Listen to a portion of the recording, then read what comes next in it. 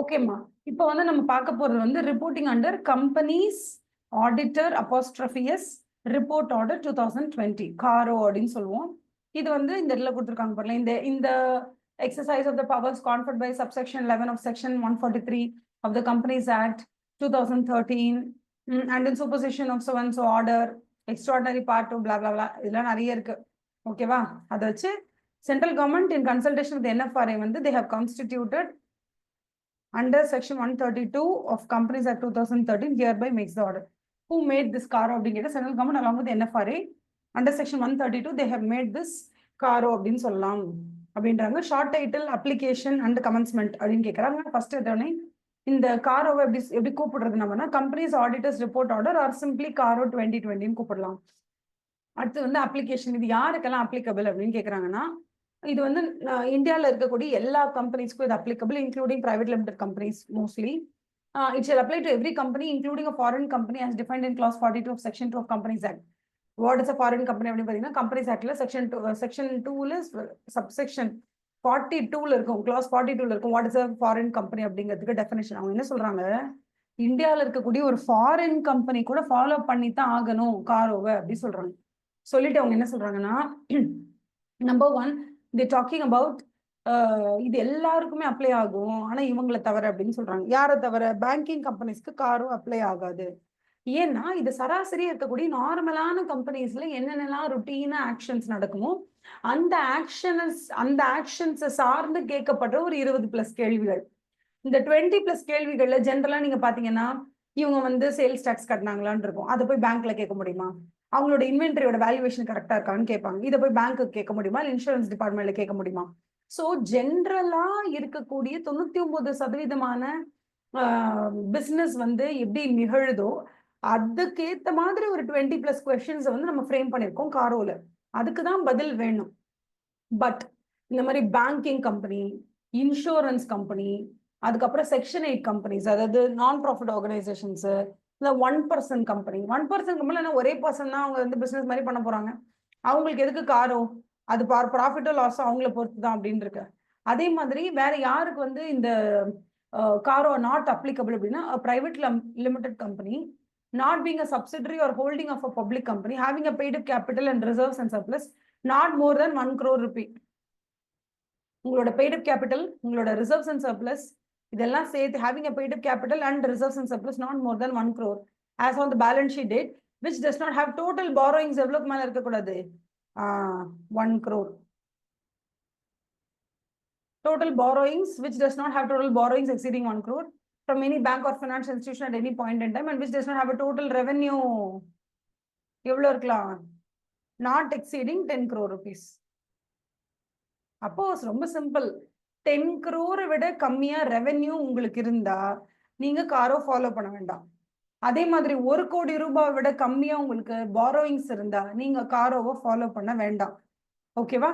அதுக்கப்புறம் ஷேர் கேபிட்டல்ல இந்த பெய்ட் அப் கேபிட்டல் இருக்குல்ல, இந்த paid up capital reserves and surplus. So paid up capital reserves and surplus 1 crore விட கம்மியாக இருந்தால் அப்பவும் நீங்க என்ன பண்ண வேண்டாம், நீங்க காரோ ஃபாலோ பண்ண வேண்டாம். ஸோ 1-1-10 ஞாபகம் வச்சுக்கோங்க. 1C for paid up capital and reserves and surplus, 1C for borrowings and 10C வந்து எதுக்காக அப்படின்னா டோட்டல் ரெவென்யூ. இதை கூட நீங்க கிராஸ் பண்ணலன்னா ஒரு private limited company and if you're not even exceeding 1C 1C 10C you are not required to follow the காரோ. இதுல நீங்க ஒண்ணுதான் கவனிக்கணும். நீங்க ஒருவேளை ஒரு பெரிய பப்ளிக் லிமிடெட் கம்பெனியோட ஒரு சப்சிடரியா இருந்தீங்கன்னா அப்ப நீங்க டெஃபினட்டா காரோ ஃபாலோ பண்ணி தான் ஆகணும். பிகாஸ் உங்களோட parent company is following what, உங்களோட ஹோல்டிங் கம்பெனி இஸ் ஃபாலோவிங் காரோன்றதுனால நீங்களும் ஃபாலோ பண்ணி தான் ஆகணும்.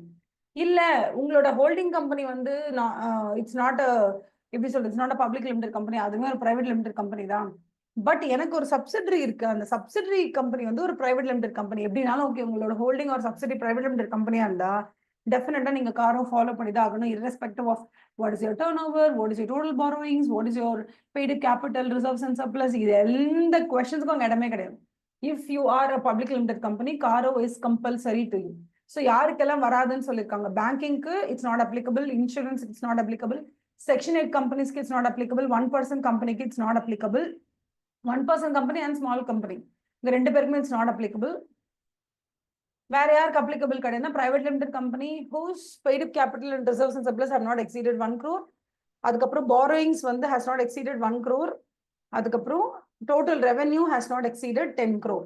ஓகே, இதுல சும்மா அந்த டயக்ராம் மாதிரி போட்டிருக்காங்க யாருக்கெல்லாம் எக்ஸம்ஷன் அப்படின்னு. 1% company, small company, section 8, private limited company subject to certain fulfilments, banking, insurance, அவ்வளவுதான். இதை மார்க் பண்ணிக்கோங்க. இது மட்டுமே ஒரு தனி கொஸ்டினா வரதுக்கு நிறைய வாய்ப்பு இருக்கு. எப்படி கேட்பாங்கன்னா உங்களுக்கு டைரக்டா வந்துட்டு right the companies who are என்ன சொல்றது name the companies or name the classes of companies who are exempted from காரோன்லாம் கேட்க மாட்டாங்க. எப்படி கேட்பாங்கன்னா turnover of a company வந்து ஒரு 10 crores இருக்கு அப்படின்னு கேட்பாங்க. ஓகேவா? அப்படி கொடுக்கும்போது turnover of a company 10 crores. இப்போ இந்த கம்பெனிக்கு வந்து காரோ வருமா வராதா, இட்ஸ் பிரைவேட் லிமிடெட் கம்பெனின்னு சொல்லிடுவாங்க. அப்போ நீங்க என்ன பண்ணணும், இந்த என்ன கொடுத்துருக்காங்க, if it is exceeding 10 crore, அப்பதான் உங்களுக்கு என்ன சொல்றாங்க இந்த இடத்துல பாருங்களேன், 10 crore எக்ஸீடிங் தான் கொடுத்துருக்காங்க. அப்படின்னா என்ன அர்த்தம்னா அப் டு 10 crore வரைக்கும் உங்களோட ரெவென்யூ இருந்துச்சுன்னா கூட உங்களுக்கு காரோ அப்ளிகபிலிட்டி கிடையாது. மோர் தேன் 10 crore போகணும். ஓகேவா? ஏன்னா இங்க என்ன சொல்லியிருக்காங்க, நாட் எக்ஸீடிங் 10 crore சொல்லியிருக்காங்க, which means 10 crore or less. 10 கோடியோ அதுக்கு கீழே இருந்துச்சு, 10 crores ஆர் லெஸ் இருந்துச்சுன்னா it is not applicable to you. So ஒரு turnover of company 10 crore கொடுத்தாங்கன்னா நீங்க என்ன பண்ணணும், 10 crore ஆர் லெஸ் அப்படி இருந்துச்சுனாலே காரோ அப்ளிகபிள் கிடையாது. கரெக்டா 10 கோடி காரோ அப்ளிகபிள் கிடையாதுன்னு சொல்லணும். 10 கோடி ₹1 போனாதான் அப்ளிகபிள். பட் மோஸ்ட்லி அந்த மாதிரி சுச்சுவேஷன் வராது. இருந்தா 10 crores விட கம்மியா 9 crores 9 crore 80 lakhs அந்த மாதிரி இருக்கும். இல்ல 10 cross பண்ணிச்சுன்னா 10 crore 5 lakhs 10 lakhs 20 lakhs அப்படிதான் இருக்கும். ஸோ நீங்க ஜஸ்ட் ஞாபகம் வச்சுக்கோங்களேன், எக்ஸாக்டா எக்ஸாம்ல நம்மள கன்ஃபியூஸ் பண்ணணுன்றதுக்காக 10 crore அப்படின்னு கொடுத்துருந்தாங்க. நம்ம என்ன பண்ணணும், அப் டு 10 crore வரைக்கும் இருந்தா யூஆர் எக்ஸம்டட். ஆக்சுவலி இது உங்களுக்கு புரியுதா? To you have any doubts? வேற என்ன சொல்றாங்க? 1 crore ஆர் லெஸ்மா இந்த இடத்துல சொல்லியிருக்காங்க பாருங்க. என்ன சொல்லியிருக்காங்கன்னா பிரைவேட் லிமிடெட் கம்பெனி, இந்த 5th paragraph நான் படிக்கிறேன், இந்த paragraph நான் படிக்கிறேன், கவனிச்சுக்கோங்க.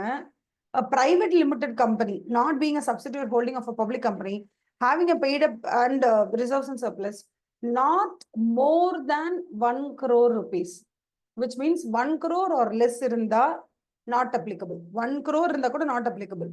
ஏன்னா அவங்க என்ன சொல்லியிருக்காங்களா பாருங்க, not more than 1 crore தான் சொல்லியிருக்காங்க. See, it should not be more than 1 crore தான் சொல்லியிருக்காங்களே தவிர அவங்க வந்து it should not be 1 crore or moreன்னு சொல்லல. ஸோ 1 crore or moreக்கு மேல இருந்தா இட் இஸ் நாட் அப்ளிகபிள்னு சொல்லிட்டா, கரெக்டா ஒரு கம்பெனியோட paid share capital reserves and surplus 1 crore இருந்துச்சுன்னா அப்ப காரோ வந்து நீங்க சொல்ற மாதிரி வரும். இப்ப என்னன்னு நான் சொல்றேன், paid capital reserves and surplus ரெண்டுத்தையும் சேர்த்து கரெக்டா 1 கோடி வந்தா கரெக்டா 1 crore வருது அப்படின்னு சொன்னா காரோ இஸ் நாட் அப்ளிகபிள். 1 crore மேல போனாதான் அப்ளிகபிள். ஓகே,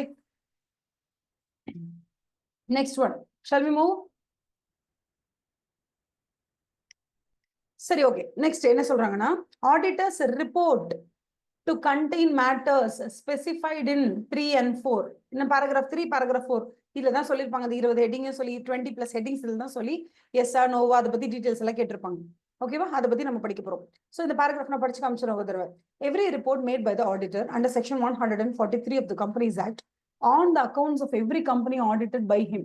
ஆமா, அவர் தான் ஆடிட் பண்றாரு, ரிப்போர்ட் கொடுக்குறாரு. Okay, to which this order applies. Okay, காரோ applicable அப்படின்னா for the financial year commencing on or after 2019 in addition shall in addition contain the matters. அதாவது paragraph 3 and 4ல இருக்கக்கூடிய மேட்டர்ஸ் பத்தி ஒரு ஆடிட்டர் வந்து ரிப்போர்ட் கொடுக்கணும்.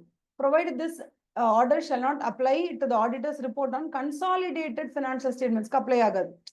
See, you know what is consolidated financial statement? Do you know what is consolidated financial statement?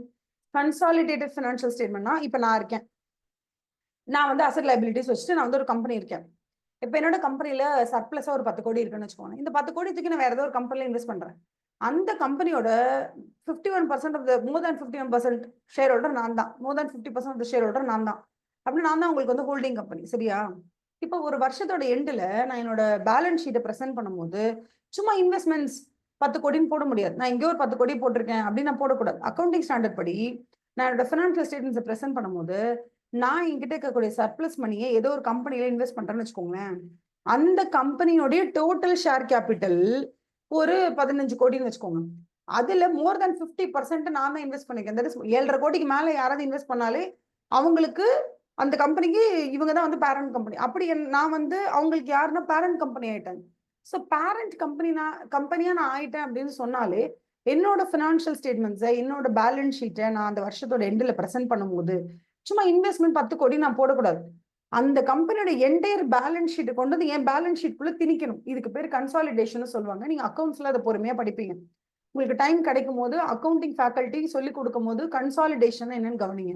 So consolidation அப்படிங்கிறது ஒரு தனிப்பட்ட ஒரே ஒரு பர்டிகுலர் கம்பெனியோட அசெட்ஸ் அண்ட் பேலன்ஸ் ஷீட் கிடையாது. That is assets and liabilities கிடையாது. இந்த அசெட் சைட் காலம்ல இன்வெஸ்ட்மெண்ட் 10 கோடின்ற இடத்துல 10 கோடிக்கு பதிலா நீங்க என்ன பண்ணுவீங்கன்னா அந்த கம்பெனியோட என்டையர் பேலன்ஸ் ஷீட்டை உள்ள கொண்டு வந்து திணிப்பீங்க.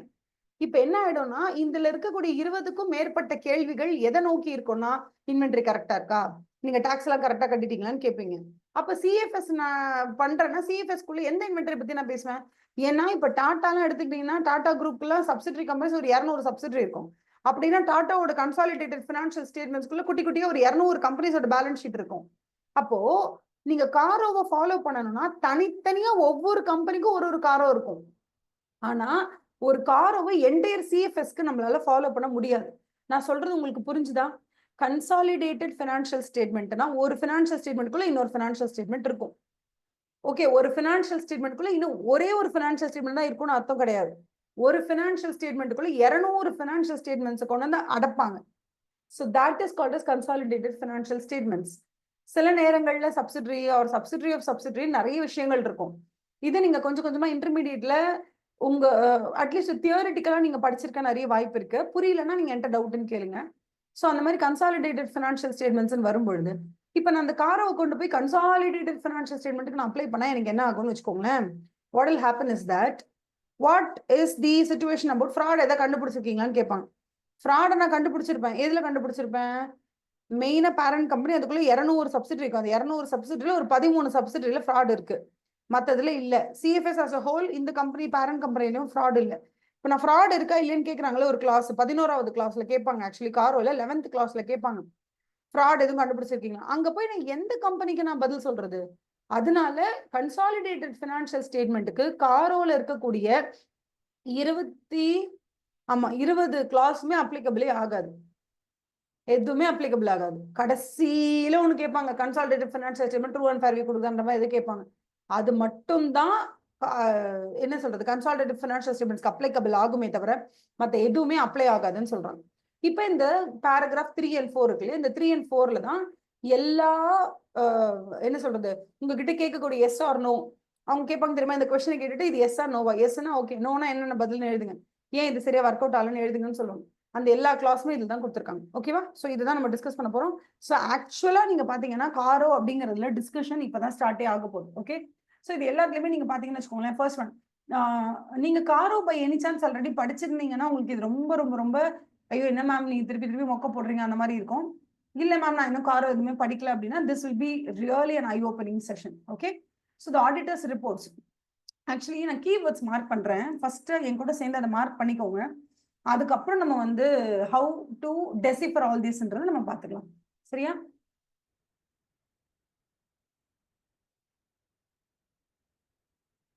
ஸோ காரோல ஃபர்ஸ்ட் கிளாஸ் இப்படி எழுதிக்கோங்க. காரோல ஃபர்ஸ்ட் கிளாஸ் பத்தி நம்ம படிக்க போறோம். இந்த ஃபர்ஸ்ட் கிளாஸ்லயே நிறைய சப்டிவிஷன்ஸ் இருக்கு. அதை வந்து நம்ம புரிஞ்சுக்கிறது நமக்கு ரொம்ப இம்பார்ட்டன்ட்.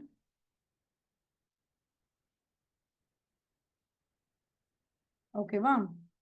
1 செகண்ட். இப்போ காரோல நீங்க பாத்தீங்கன்னா கிளாஸ் நம்பர் 1 அதுல ஏபிசிடி நிறைய இருக்கும். இதுல ஏன்னு ஒண்ணு இருக்கு. அப்படின்னா பாத்துக்கோங்களேன் எவ்வளவு சப்செக்ஷன்ஸ் இருக்குன்னு. ஃபர்ஸ்ட் இதான் கிளாஸ் 1. இதுதான் கிளாஸ் 1. கிளாஸ் 1 இதான் கிளாஸ் 1. இதுல ஏபிசி எத்தனை இருக்கு? ஏபிசி அதுக்கப்புறம் டிஇ வரைக்கும் இருக்கு.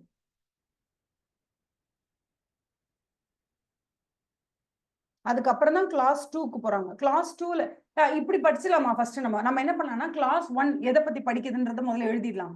அப்படி 20 கிளாஸை பத்தி எழுதிடலாம்.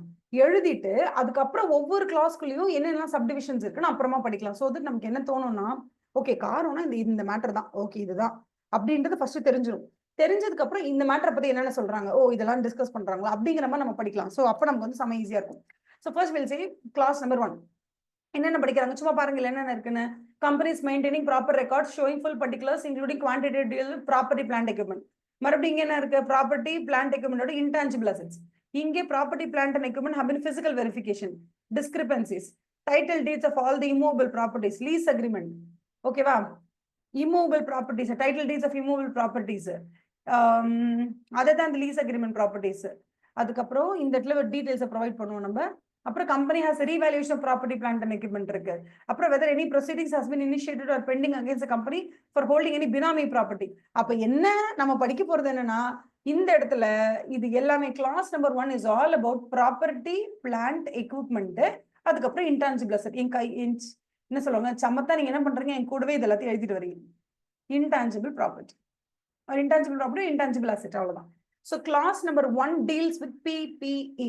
இந்த PPE ரீவேல்யூ பண்ணிருக்காங்களா, அதோட குவான்டிஃபிகேஷன் எப்படி இருக்கு, அதோட வேல்யூவேஷன் கரெக்டா இருக்கா, பினாமி ப்ராப்பர்ட்டி ஏதாவது ஹோல்ட் பண்ணிருக்கோமா, இது எல்லாமே ஃபர்ஸ்ட் கிளாஸ்ல ஏங்கிற ஹெட்டிங்க்கு கீழே AB2 இருக்கும்.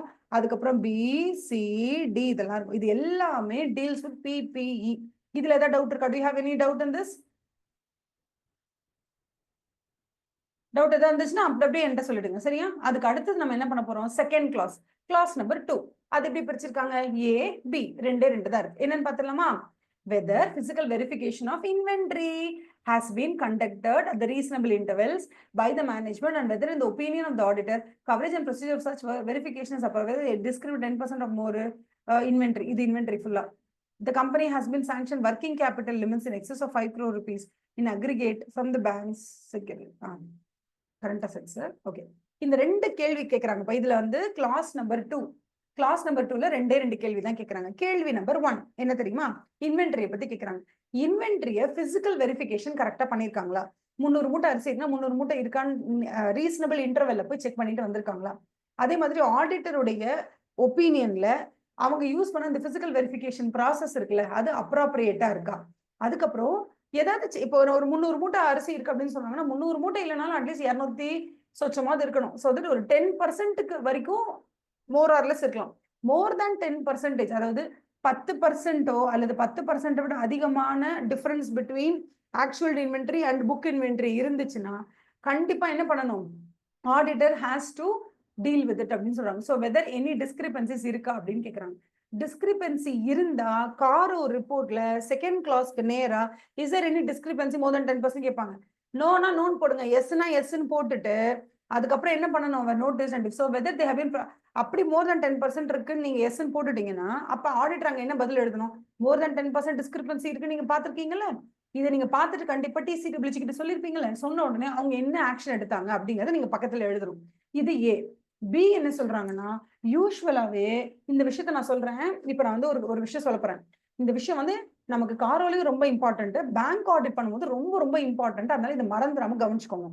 என்னன்னா, ஒருத்தவங்க பிசினஸ் பண்ணும்போது அவங்க வச்சிருக்கக்கூடிய மெஜாரிட்டி ஆஃப் த பணத்தை எதுல யூட்டிலைஸ் பண்ணிடுவாங்க அப்படின்னு கேட்டீங்கன்னா, அவங்க வந்து இந்த மாதிரி இன்வென்ட்ரி, அதாவது பொருளை வாங்கி ரா மெட்டீரியலா ஸ்டாக் பண்ணி வைக்கிறது, இல்ல work in progress or closing stock, அதுலயே மெஜாரிட்டி ஆஃப் த பணம் அவங்களுக்கு செலவழிஞ்சிடும்.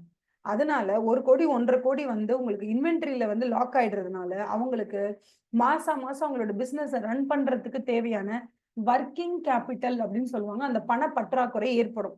இதனால எல்லா கம்பெனிஸும் என்ன பண்ணுவாங்கன்னா, அவங்க கிட்ட இருக்கிற இன்வென்ட்ரியோட மதிப்பு 1.5 கோடின்னு வச்சுக்கோங்களேன், இது தனியா அவங்களுக்கு லாக் ஆயிடும் பணம். அது இல்லாம வெளியில யாருக்கெல்லாம் விற்கிறாங்களோ பொருளை, அவங்களுக்கு விற்கும் போது என்ன சொல்லுவாங்கன்னா, 3 மாசம் கழிச்சு நீங்க பணம் கொடுங்க அப்படின்னு சொல்லுவாங்க. 3 மாசம் கழிச்சு நீங்க பணம் கொடுங்க. அப்ப யாரெல்லாம் வந்து நம்மளோட சேல்ஸ், தட் இஸ் யாரெல்லாம் நம்மளோட டெட்டார்ஸோ, தட் இஸ் யாரெல்லாம் நம்மளோட கஸ்டமர்ஸோ, எல்லா கஸ்டமருக்கும் நீங்க வந்து 3 மாசம் டைம் கொடுக்குறீங்க. விச் மீன்ஸ் நீங்க இன்னைக்கு சேல் பண்ணா கூட மினிமம் 90 days அவங்களுக்கு டைம் இருக்கு பே பேக் பண்றதுக்கு. ஸோ என்ன ஆயிடும்னா, ஒண்ணு உங்களோட பணம் வந்து இன்வென்ட்ரியில் லாக் ஆயிடும். சப்போஸ் அந்த இன்வென்ட்ரி எடுத்து நீங்க வித்தாலும் அது யார்கிட்ட போய் லாக் ஆயிடும்னா உங்க கஸ்டமர் கிட்ட போய் லாக் ஆயிடும் 90 நாளைக்கு. இதனால என்ன ஆகும்னா, பெரும் பங்கு உங்களோட கையிருப்புல இருக்கக்கூடிய பணத்தினுடைய பெரும் பங்கு ஒண்ணு இன்வென்ட்ரியில மாட்டிக்கும், அப்படி இல்லைன்னா சன்ட்ரி டெட்டார்ஸா போய் மாட்டிக்கும். இவங்க எல்லார்கிட்ட இருந்து பணமா அது கலெக்ட் ஆகுறதுக்குள்ள 3 மாசம் 4 மாசம் டைம் ஆகும் ஆவரேஜா. இதனால என்ன பண்ணுவாங்க கம்பெனிஸ் அப்படின்னா, நேரா பேங்க்குக்கோ இல்ல ஒரு பினான்சியல் இன்ஸ்டிடியூஷனுக்கோ போயிட்டு ஹை பேங்க் இங்க பாருங்க, எங்க கிட்ட வந்து கிட்டத்தட்ட 2 கோடி ரூபாய்க்கு இன்வென்ட்ரி இருக்கு, 2 கோடி ரூபாய்க்கு சன்ட்ரி டெட்டார்ஸ் இருக்காங்க. இவங்க எல்லாரையும் இந்த 4 கோடி ரூபாய் பணத்தை நான் வந்து கையில பணமா பார்க்கணும்னா எனக்கு கொஞ்சம் டைம் எடுக்கும். அந்த டைம்ல எனக்கு பிசினஸ் பண்றதுக்கு பணம் இல்ல, நீங்க கொஞ்சம் ஹெல்ப் பண்ண முடியுமா அப்படின்னு கேட்ட உடனே பேங்க் என்ன பண்ணுவாங்கன்னா, அந்த இன்வென்ட்ரியோட வேல்யூ எவ்வளவு இருக்கு அப்படின்னு பார்த்துட்டு, அதே மாதிரி சன்ட்ரி டெட்டார்ஸ்ல ஓரளவுக்கு ப்ரொவிஷன் இருக்கும், பேட் டெட்ஸ் போக பேலன்ஸ் எவ்வளவு தேரும் அப்படின்னு பார்த்துட்டு கிட்டத்தட்ட ஒரு 3 crores தேரும்னு வச்சிருக்காங்கன்னு வச்சுக்கோங்களேன். அந்த 3 கோடியை உங்களுக்கு என்னவா கொடுப்பாங்கன்னா அந்த கம்பெனிக்கு லோனா கொடுப்பாங்க. இந்த கம்பெனி இந்த 3 கோடியை வாங்கி பிசினஸ் பண்ணும். ஒரு பாயிண்ட்ல கொஞ்சம் கொஞ்சம் கொஞ்சமா இந்த பணத்தை பேங்க்குக்கு இவங்க கடனை அடைச்சிடுவாங்க. பட் இப்ப ஜென்ரலா நம்ம மார்ட்கேஜ் லோன் அப்படிலாம் நம்ம பார்த்தோம்னா நம்ம ஏதோ ஒரு ப்ராப்பர்ட்டி வச்சிருப்போம். அந்த ப்ராப்பர்ட்டியோட டைட்டில் டீட்ஸை கொண்டு போய் வச்சுட்டு தான், தட் இஸ் பத்திரத்தை அடமானம் வச்சுட்டு தான் நம்ம வந்து பணம் வாங்குவோம் இல்லையா? பட் பிசினஸ் பொறுத்த வரைக்கும் லோன் அப்படிங்கிறது நீங்க வந்து ஒரு ப்ராப்பர்ட்டியை பிளட்ஜ் பண்ணி தான் வாங்கணும்னு அவசியமே கிடையாது. நீங்க எப்படி வாங்கினா கூட பரவாயில்ல அப்படின்னா உங்களோட ரா மெட்டீரியல்ஸ், உங்களோட சன்ட்ரி டெட்டார்ஸ் எல்லாம் காமிச்சு கூட நீங்க வந்து லோனை வாங்கிக்கலாம் அப்படின்னு சொல்றாங்க. ஓகேவா? இது ரெண்டுத்தை பத்தியுமே அவங்க டீல் பண்ணிருக்கிறது கிளாஸ் நம்பர் 2. அதனால நம்ம இவங்களுக்கு வைக்கிற பேர் என்ன? நம்ம வந்து 1 2 3 வந்து இதுல மாதிரி போடாம நம்ம இப்படியே போட்டுக்கலாம், ஈஸியா இருக்கும். 1 வந்து ப்ராப்பர்ட்டி பிளான்ட் எக்யூப்மெண்ட், நம்பர் 2 வந்து இன்வென்ட்ரியை பத்தியும் அவங்க சொல்லியிருக்காங்க. இந்த inventory and sundry debtors fledged பண்ணி நீங்க லோன் வாங்குறீங்கல்ல, அதாவது அதுக்கு பேர் என்ன சொல்லுவாங்கன்னா கரண்ட் அசெட்ஸ் பிளட்ஜ் பண்ணி லோன் வாங்குறதுன்றாங்க. இந்த கரண்ட் அசெட்ஸ்ன்றது மேஜரா என்னன்னா இன்வென்ட்ரி பிளஸ் சன்ட்ரி டெட்டார்ஸ், இவங்களை பிளட்ஜ் பண்ணி தான் லோன் வாங்குவாங்க. அந்த லோனை பத்தி சில கேள்விகள் கேட்பாங்க. ஓகேவா? இது ரெண்டுத்தை பத்தி தான். அதுதான் கிளாஸ் நம்பர் 2. கிளாஸ் நம்பர் 3 என்னன்னு பார்க்கலாமா? இப்ப கிளாஸ் நம்பர் 1 and 2 புரிஞ்சுதா? இது ஏதாவது டவுட்ஸ் இருக்கா? ஒர்க்கிங் கேபிட்டல் லோன்னா என்னவாமா? இவ்வளவு நேரம் என்ன நான் என்ன மாவு அரைச்சிக்கிட்டு இருந்தேன்? ஒர்க்கிங் கேபிட்டல் லோன்னா எனக்கு பிசினஸ் ரன் பண்றதுக்கு கையில பைசா இல்ல, வேலை பார்க்கறவங்களுக்கு நான் எம்ப்ளாயிக்கு என்னால சேலரி கொடுக்க முடியல, ரெண்ட் கட்ட முடியல, இபி கட்ட முடியல. ஒர்க்கிங் காஸ்டிங் படிக்கிறீங்களா இல்லையா நீங்களா? ஒர்க்கிங் கேபிட்டல் தெரியாதா? Working capital is what you need to keep the business running. Working capital management. கையில பணமே இருக்காது, சுத்தமா ஜீரோ ஆயிடும் பணம். ஏன்னா நீங்க எல்லாத்தையும் இன்வென்ட்ரியில போட்டுருவீங்க, சன்ட்ரி டெட்டாஸ்க்கு கொடுத்துருவீங்க ஃபுல்லாத்தையும். கையில ஜீரோ பணம் இருக்கும். 1ஆம் தேதி வரப்போகுது, எல்லாருக்கும் சம்பளம் கொடுக்கணும், இபி பில் கட்டணும். ஓகேவா? நீங்க எல்லா பில்ஸ் பே பண்ணணும். ஒரு பில்லுக்கு உங்ககிட்ட பணம் இல்லை, எல்லாமே இன்வென்ட்ரியாவும் சன்ட்ரி டெட்டார்ஸும் இருப்பாங்க. இன்வென்ட்ரியும் சன்ட்ரி டெட்டார்ஸ் கொண்டு போய் பேங்க்ல அடமான வச்சு பணத்தை வாங்கிட்டு வருவீங்க. அதுக்கு பேர் ஹைபோத்திகேஷன் பேர். பேங்க் ஆடிட்ல படிப்பீங்க ஹைபோத்திகேஷன். சோ இந்த மாதிரி கரண்ட் அசெட்ஸ் கொண்டு போய் பிளட்ஜ் பண்ணிட்டு பணம் வாங்கிட்டு வர்றதையும் அவங்க கிளாஸ் நம்பர் 2ல கொடுத்துருக்காங்கன்னு சொல்றோம். சரி, ஓகே. அடுத்தது கிளாஸ் நம்பர் 3 பார்க்கலாம். கிளாஸ் நம்பர் 3ல என்னென்ன இருக்கு? ஏ, அதுல ஒரு ஏபி, அப்புறம் பி, சி, டி, இ, எஃப், ஓப்பா எஃப் வரைக்கும் இருக்கு. அப்படி என்னதான் ஜி பேசியிருக்கீங்க 3rd கிளாஸ்ல அப்படின்னு பார்த்தா முழுக்க முழுக்க இன்வெஸ்ட்மெண்ட்ஸை பத்தி தான் பேசியிருக்காங்க. அப்ப என்ன பேசியிருக்காங்க? வெதர் டியூரிங் தி இயர், அந்த வருஷத்துல நீங்க ஏதாவது இன்வெஸ்ட்மெண்ட்ஸ் பண்ணிருக்கீங்களா? ஏதாவது ஷேர்ஸ், டிபென்ச்சர் அந்த மாதிரி ஏதாவது வாங்கியிருக்கீங்களா? வேற யாருக்காவது ஏதாவது கேரண்டி, செக்யூரிட்டி ஏதாவது பண்ணிருக்கீங்களா? ஆர் வேற யாருக்காவது லோன்ஸ் கொடுத்துருக்கீங்களா? உங்ககிட்ட இருக்க பணம் சர்ப்ளஸா இருக்குன்னு யாருக்காவது கடனா கொடுத்துருக்கீங்களா? Loans and அட்வான்சஸா கொடுத்துருக்கீங்களா? நல்லா ஞாபகம் வச்சுக்கோங்க, எப்போதுமே லோன்ஸ் அண்ட் அட்வான்சஸ் என்ன தெரியுமா? நம்ம கிட்ட பணம் சர்ப்ளஸா இருக்கு, இந்த பணத்தை நமக்கு என்ன பண்றதுன்னு தெரியல, அதனால இந்த பணத்தை நம்ம வெளியில யாருக்காவது கடனா கொடுக்குறோம், அதுக்கு பேர் லோன்ஸ் அண்ட் அட்வான்சஸ். இதுவே இந்த பணத்தை இன்னொரு கம்பெனில இன்வெஸ்ட் பண்றீங்க, தட் இஸ் கால்ட் இன்வெஸ்ட்மெண்ட். இன்னொன்னு வந்து யாரோ ஒருத்தர் கடன் வாங்குறாங்க, அந்த கடனுக்கு அவங்க வந்து கேரண்டி சிக்னேச்சர் இல்லைன்னா செக்யூரிட்டி கையெழுத்து கேட்கறாங்க, அதுக்கும் நீங்க கையெழுத்தம் போடலாம். இது எல்லாத்துக்குமே பேரு இன்வெஸ்ட்மெண்ட்ஸ். இல்ல உங்ககிட்ட இருக்க இன்னொரு ரொம்ப simple. Clause number 3 is talking about உங்ககிட்ட இருக்க சர்ப்ளஸ் ஃபண்டை நீங்க ஏதோ பண்ணிருக்கீங்கப்பா. உங்ககிட்ட ஏதோ வந்து சர்ப்ளஸா கொஞ்சம் பணம் இருக்கு, அந்த பணத்தை நீங்க என்ன பண்ணிருக்கீங்க, அவ்வளவுதான். அந்த பணத்தை நீங்க என்ன பண்ணாலும் அதை பத்தின எல்லா என்கொயரியுமே இந்த கிளாஸ் நம்பர் 3ல வரும். ஓகேவா? அந்த லோனை நீங்க செக்யூர்டா கொடுத்துருக்கீங்களா, அன்செக்யூர்டா கொடுத்துருக்கீங்களா, யாருக்கு கம்பெனிக்கு கொடுத்துருக்கீங்களா, எல்எல்பிக்கு கொடுத்துருக்கீங்களா, யாருக்கு கொடுத்துருக்கீங்க, அப்படி நீங்க யாருக்காவது லோன் கொடுத்துருக்கீங்க அப்படி என்றால் நீங்கள் இந்த கேள்விகளுக்கு எல்லாம் பதில் சொல்ல வேண்டும் அப்படின்னு சொல்லி நிறைய கேள்விகளை சொல்லியிருக்காங்கப்பா. What are the questions? Number 1, whether during the year the company has provided loans or provided advances in the nature of loans or stood guarantee or provided security to any other entity. வேற யாருக்கும் நீங்க provide பண்ணிருக்கீங்க அப்படின்னா அதை indicate பண்ணுங்க. எவ்வளவு கொடுத்துருக்கீங்க, aggregate amount எவ்வளவு கொடுத்துருக்கீங்க, அந்த வருஷத்தோட எண்டில் எவ்வளவு அவங்க இன்னும் திருப்பி கொடுக்க வேண்டிய பணம் இருக்கு அப்படின்றத சொல்லுங்க. இது வந்து என்னன்னா எந்தெந்த நீங்க ஜென்ரலா வெளியாட்களுக்கு லோன்ஸ் அண்ட் அட்வான்சஸ் கொடுத்தது போக உங்களோட சப்சிடரிக்கு ஏதாவது கொடுத்துருக்கீங்களா, இல்ல அந்த மாதிரி உங்களோட சப்சிடரி ஜாயிண்ட் வெஞ்சர்ஸ் உங்களோட ஆட்களுக்கு ஏதாவது கொடுத்துருக்கீங்களா அப்படிங்கறத மென்ஷன் பண்ணுங்க. ஸோ அந்த மாதிரி இங்க கொடுக்கப்பட்ட கேள்விகள் எல்லாமே இன்வெஸ்ட்மெண்ட் பத்தின கேள்விகள். அந்த இன்வெஸ்ட்மெண்ட் வந்து நீங்க வேற யார் ஷேர் அண்ட் டிபென்ச்சர்ஸ்ல இன்வெஸ்ட் பண்ணலாம். அப்படி இல்லைன்னா நீங்க யாருக்காவது லோன்ஸ் அண்ட் அட்வான்சஸாவும் கொடுக்கலாம். ஸோ ஏ அப்படிங்கிறது it is dealing with loans and advances.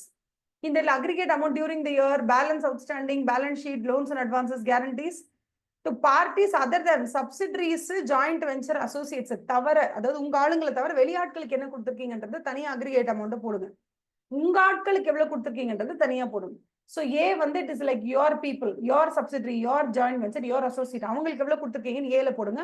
பில உங்க ஆட்களை தவிர வெளியாட்களுக்கு எவ்வளவு கொடுத்துருக்கீங்கன்னு போடுங்க. இதான் சொல்றாங்க. ஓகேவா? இதுதான் இன்வெஸ்ட்மெண்ட் பத்தி we are talking. Number 2, suppose அந்த மாதிரி இன்வெஸ்ட்மெண்ட்ஸ் நீங்க பண்ணிருக்கீங்க அப்படின்னா அது ரிலேட்டடா நீங்க வேற என்ன கேரண்டிஸோ இல்ல செக்யூரிட்டி ப்ரொவைட் பண்ணிருக்கீங்களா? ஓகேவா?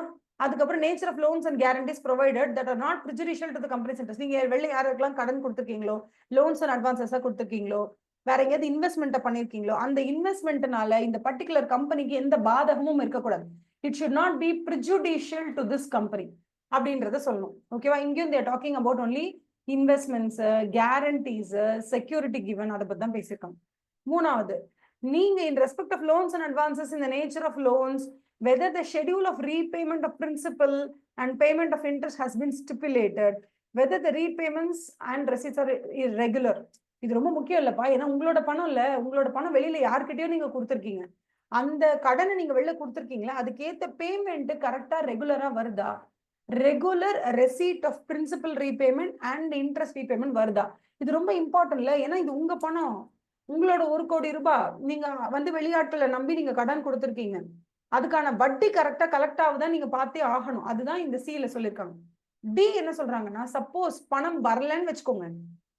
இங்க என்ன கேள்வி கேட்கறாங்கன்னா, ரெகுலரா வருதா இல்லைன்னு கேட்கறாங்க. ரெகுலர்னா ரெகுலர்னு போடுங்க, வரலன்னா வரலன்னு போடுங்க.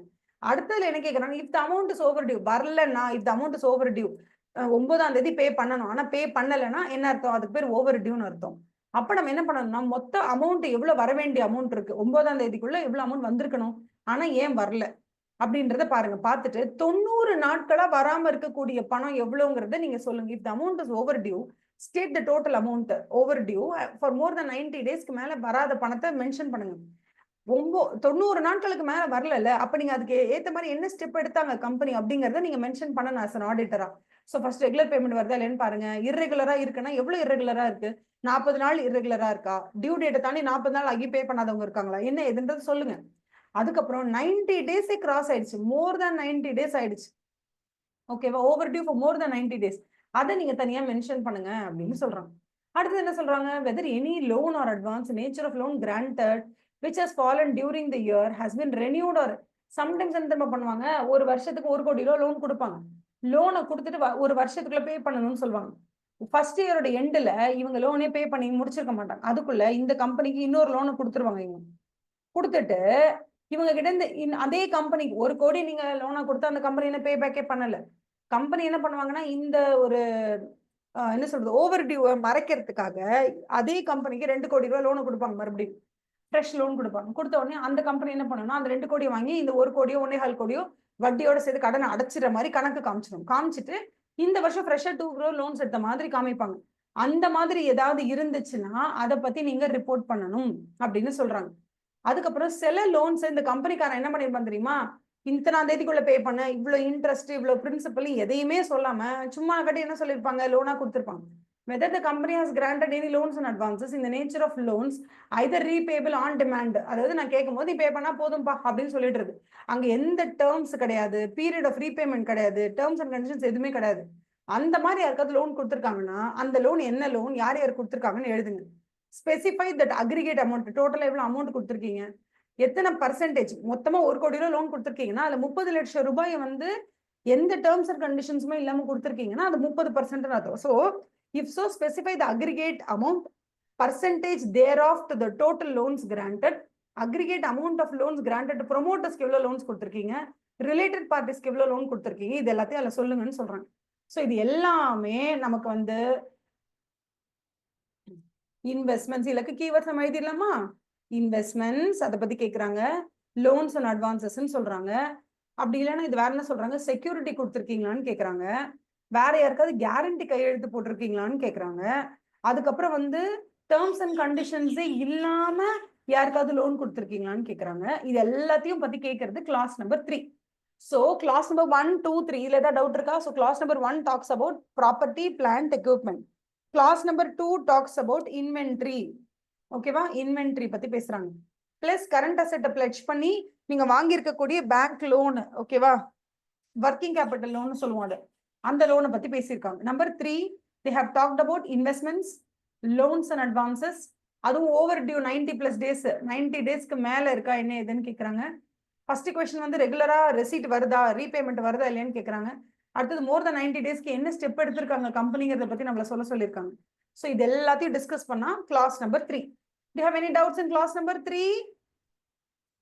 Shall we proceed to class number 4? Class number 4. ஏன்னா ஃபர்ஸ்ட் 3 கிளாஸஸ் கொஞ்சம் ரிவைஸ் பண்ணிக்கோங்க. Take your time. ஒரு தடவை சும்மா படிச்சு பார்த்துக்கோங்க. அதுக்கப்புறம் will go to clause number 4.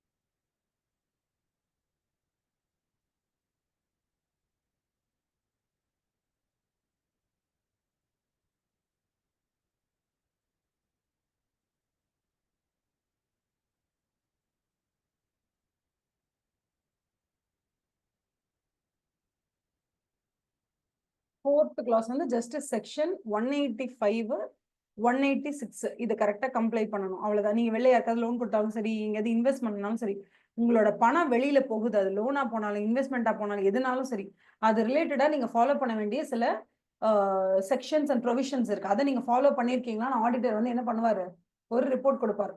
Number 5. 5th வந்து என்ன அப்படின்னா, நீங்க டெபாசிட் ரிசீவ் பண்ணிருக்கீங்க, வெளியாட்கள் கிட்ட இருந்து நீங்க டெபாசிட்ஸ் ரிசீவ் பண்ணிருக்கீங்கன்னா, அப்ப கம்பெனிஸ் ஆக்ட்லயே செக்ஷன் 73, அதுக்கப்புறம் என்னது 74, 73 to 76, இந்த 4 செக்ஷனும் இவங்க வந்து கரெக்டா கம்ப்ளை பண்ணிருக்காங்க பாருங்க. கம்ப்ளைண்ட்ஸ் வித் செக்ஷன் 73 to 76 அது நடந்திருக்கான்னு பார்க்கணும். இதுதான் 5.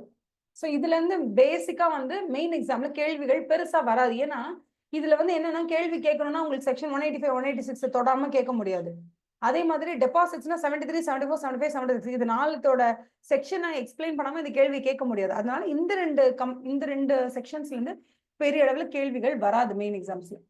அப்படி வந்ததுன்னா நீங்க என்ன பண்ணணும், ஓகே டெபாசிட் அக்செப்ட் பண்ணும்போது ஆர்பிஐ சொல்ற மாதிரி எல்லாத்தையும் நம்ம ஃபாலோ பண்ணணும். கம்பெனி லா ட்ரிபியூனல் NFRA என்னெல்லாம் சொல்றாங்களோ, company law board or national company law tribunal, reserve bank of India, இல்ல எனி அதர் கோர்ட் ட்ரிபியூனல், அவங்க கிட்ட நம்ம என்ன சொன்னோம், 73 to 76 கம்ப்ளைண்ட்ஸ் இருக்கான்னு பார்க்கணும். டெபாசிட்ஸ்க்கு டெபாசிட்ஸ் அப்படிங்கிறது என்ன தெரியுமா, வெளியாட்கள் கிட்ட இருந்து நம்ம வாங்குற பணம் டெபாசிட்ஸ். நம்ம கிட்ட இருந்து வெளியில பணம் போகுதுன்னா அதை நீங்க லோனா கொடுப்பீங்க, இன்வெஸ்ட்மெண்ட்டா கொடுப்பீங்க, கேரண்டியா கொடுப்பீங்க, செக்யூரிட்டி. உங்ககிட்ட இருந்து பணம் வெளியில போகுதுன்னா அது கிளாஸ் நம்பர் 4. உங்ககிட்ட வெளியாட்களோட பணம் வருதுன்னா அது class number 5. Actually class number 5ல வந்து நீங்க வெளியாட்கள் கிட்ட இருந்து பணம் வாங்குறதுனால you have to be more careful. ஓகேவா? பிகாஸ் அங்க ரிசர்வ் பேங்க் ஆஃப் இந்தியா வந்து பாதுகாப்பாங்க. நிறைய பேர் company law tribunal, company law போர்டுன்னு ஏகப்பட்ட ரூல்ஸ் ரெகுலேஷன்ஸ் இருக்கும். எல்லாத்தையும் நீங்க ஃபாலோ பண்ணணும். ஓகேவா? சோ இது வந்து ரொம்ப இம்பார்ட்டன்ட்மா. இது வந்து டெஃபினட்டா கொஸ்டின் ஆகிறதுக்கு நிறைய வாய்ப்பு இருக்கு. என்னன்னா, ஒரு ஆடிட்டர் வந்து காரை ஒரு ரிப்போர்ட் பண்ணும்போது நான் சொன்ன மாதிரி நம்பர் 1 வந்து பிபிஇ, நம்பர் 2 வந்து இன்வென்ட்ரி, நம்பர் 3 வந்து they talked about what, ஐயோ டக்குன்னு வந்துட்டேனே, பிளாங்க் ஆயிடுச்சு.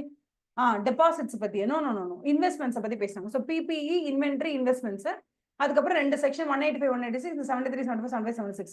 6th ஒன் என்னன்னா, ஒரு கம்பெனி, நீங்க எந்த கம்பெனி ஆடிட் பண்ண போறீங்களோ அவங்க whether maintenance of cost records has been specified by the central government under subsection 1 of section 148 of Companies Act and whether such accounts and records have been so maintained and made. என்னன்னா, 2 விஷயம் இருக்கு. ஒன்னு வந்து எந்தெந்த companies எல்லாம் cost ரெக்கார்டை maintain பண்ணணும் அப்படின்னு ஒரு ரிக்குவயர்மெண்ட் இருக்கு. இவ்வளவு டர்ன் ஓவர் எக்ஸீட் ஆயிருக்கணும், இந்த அளவுக்கு உங்களுக்கு வந்து டர்ன் ஓவர், பெய்டு கேபிட்டல் இதெல்லாம் எக்ஸீட் ஆயிருக்கணும்னு ஒரு லிமிட் இருக்குமா. அந்த லிமிட்டை ஃபர்ஸ்ட் நீங்க படிச்சு பார்க்கணும். அது வந்து எங்க வரும் நமக்கு, இல்ல ஆக்சுவலி காஸ்ட் ரெக்கார்ட்ஸ் மெயின்டெனன்ஸ் நமக்கு பெருசா சிலபஸ்ல வராதுன்னு நினைக்கிறேன். But still okay. நீங்க என்ன ஞாபகம் வச்சுக்கோங்கன்னா செக்ஷன் 148 சப்செக்ஷன் 1ல சொல்லுவாங்க எந்தெந்த கம்பெனிஸ்க்கெல்லாம் காஸ்ட் ரெக்கார்டு வந்து கம்பல்சரி.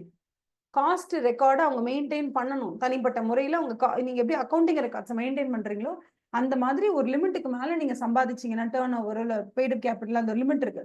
அந்த பிரிஸ்கிரைப்டு லிமிட்டுக்கு மேல நீங்க போயிட்டீங்கன்னா காஸ்ட் ரெக்கார்ட்ஸை நீங்க மெயின்டைன் பண்ணணும். இது சொல்றது யார் அப்படின்னா கம்பெனிஸ் ஆக்ட்ல செக்ஷன் 148 சப்செக்ஷன் 1ல சொல்றாங்க யாருக்கெல்லாம் maintenance of cost records compulsory. அந்த மாதிரி கம்பெனி நீங்க ஆடிட் பண்ணீங்கன்னா அவங்க காஸ்ட் ரெக்கார்ட்ஸ் வச்சிருக்காங்களா இல்லையான்னு நீங்க ரிப்போர்ட் பண்ணணும். அப்ப உங்களுக்கு 6th பாயிண்ட் என்னன்னா whether the entity that you are auditing whether it is maintaining the cost records. அவ்வளவுதான். அவங்களுக்கு காஸ்ட் ரெக்கார்ட் மெயின்டைன் பண்றது ரிக்குவயர்மெண்டா இருந்தா தான் நீங்க செக் பண்ணணும். if it doesn't even fall into that premises, ஐயோ இவங்களுக்குலாம் காஸ்ட் ரெக்கார்ட் மெயின்டெனன்ஸ் கம்பல்சரி கிடையாதுங்க அப்படின்னா அப்ப நீங்க என்ன போட்டுடலாம் அந்த இடத்துல நீங்க போடும்போது அந்த இடத்துல என்னன்னு போடணும் மெயின்டெனன்ஸ் ஆஃப் காஸ்ட் ரெக்கார்ட்ஸ் இடத்துல நீங்க போட்டுருங்க இட் இஸ் நாட் அப்ளிகபிள் என் போட்டுருங்க அவ்வளவுதான். இவங்க காஸ்ட் ரெக்கார்ட்ஸ் மெயின்டைன் பண்ணல. இந்த காரணம் என்ன அப்படின்னா இவங்க காஸ்ட் ரெக்கார்ட்ஸோட மெயின்டெனன்ஸ் அப்ளிகபிலிட்டி கிடையாது அதனால இவங்க மெயின்டைன் பண்ணலன்னு சொல்லி நோன் போட்டுருங்க. ஓகேவா? ஸோ அதனால இந்த இடத்துல வரும் காஸ்ட் ரெக்கார்ட்ஸ் யாருக்கெல்லாம் அப்ளிகபிள் இல்லைங்கிறது உங்களுக்கு லால இருந்துச்சுன்னா படிச்சுக்கோங்க.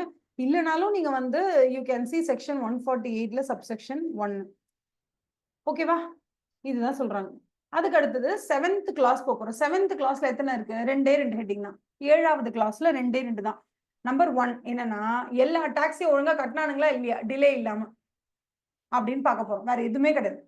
நான் இதோட படிச்சு காமிச்சிடறேன். whether the company is regular in depositing undisputed statutory dues. இதுனா undisputed ஆக்சுவலி இது வந்து போன எக்ஸாமுக்கு முந்தின எக்ஸாம்ல வந்துச்சு இந்த கொஸ்டின். அன்டிஸ்பியூட்டட் ஸ்டாட்யூட்டரி டியூஸ்னா என்ன தெரியுமா? அவங்க உங்ககிட்ட கேட்கறாங்க 40,000 நீங்க பே பண்ணணும். இல்ல நாங்களும் 40,000 பே பண்ண மாட்டோம். நாங்க 40,000 பே பண்ணணும். கரெக்டா கால்குலேட் பண்ணி பார்த்தா 28,000 தான் வருது. நாங்க பே பண்ணலங்கிறது உண்மை. நாங்க 28,000 தான் பே பண்ணல. 28,000 நாங்க பே பண்ணுவோம். 40 எல்லாம் பே பண்ண முடியாது அப்படின்னு நீங்க சண்டை போட்டீங்கன்னா போய் அப்பீல் பண்ணிட்டே இருந்தீங்கன்னா that is not called as undisputed statutory dues கிடையாது. அவங்க 40,000 கேட்கறாங்க. நீங்க வந்து ஆமா நாங்க 40,000 கட்டணும் ஆனா சாரி டிலே ஆயிடுச்சு அப்படின்னு நீங்க சொல்றீங்கன்னா that is called as undisputed statutory dues. அவங்க கேக்குறாங்க நீங்க கட்டுறீங்க. You don't have any dispute at all. அதாமா அதை நாங்க கட்டணும்னா நாங்க கட்டல அந்த மாதிரி. அப்ப whether the company is regular in depositing the undisputed statutory dues including GST, provident fund, எம்ப்ளாயியோட state insurance fund, income tax, sales tax, service tax, customs duty, value added tax, cess, any of the statutory dues to the appropriate authorities and if not ஒருவேளை நீங்க கட்டலனா எவ்வளவு தூரம் நீங்க கட்டல the extent of arrears of outstanding statutory dues as on the last day of the financial year, okay, concerned for a period of more than 6 months from the date they become payable shall be indicated.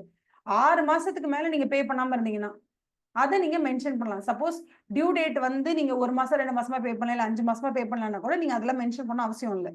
எந்தெந்த due date வந்து 6 மாசத்துக்கு மேலையும் நீங்க பே பண்ணலையோ that has to be reported under clause 7. Sorry, clause 7 நீங்க report பண்ணணும். வேற என்ன சொல்றாங்க? where statutory dues referred to in subclause A have not been deposited on account of any dispute. ஏதோ சண்டை அவன் 40,000 கேட்கறான் நீங்க 28 தான் சொல்றீங்க அதனால நீங்க டெபாசிட் பண்ணலாம். தென் the amount involved இருக்குல்ல நீங்க 28 தான் கட்டணுங்கிறீங்க அவன் 40ங்கிறான்ல ஆனா அந்த 28 நீ பிசினஸ்ல யூஸ் பண்ணாத. then the amount involved in the forum where dispute is pending shall be mentioned அப்படின்னு சொல்றாங்க. அதாவது என்னன்னா சப்போஸ் அவங்க 40 கேட்கறாங்க நீங்க 28 தான் சொல்றீங்கன்னு வச்சுக்கோங்களேன்.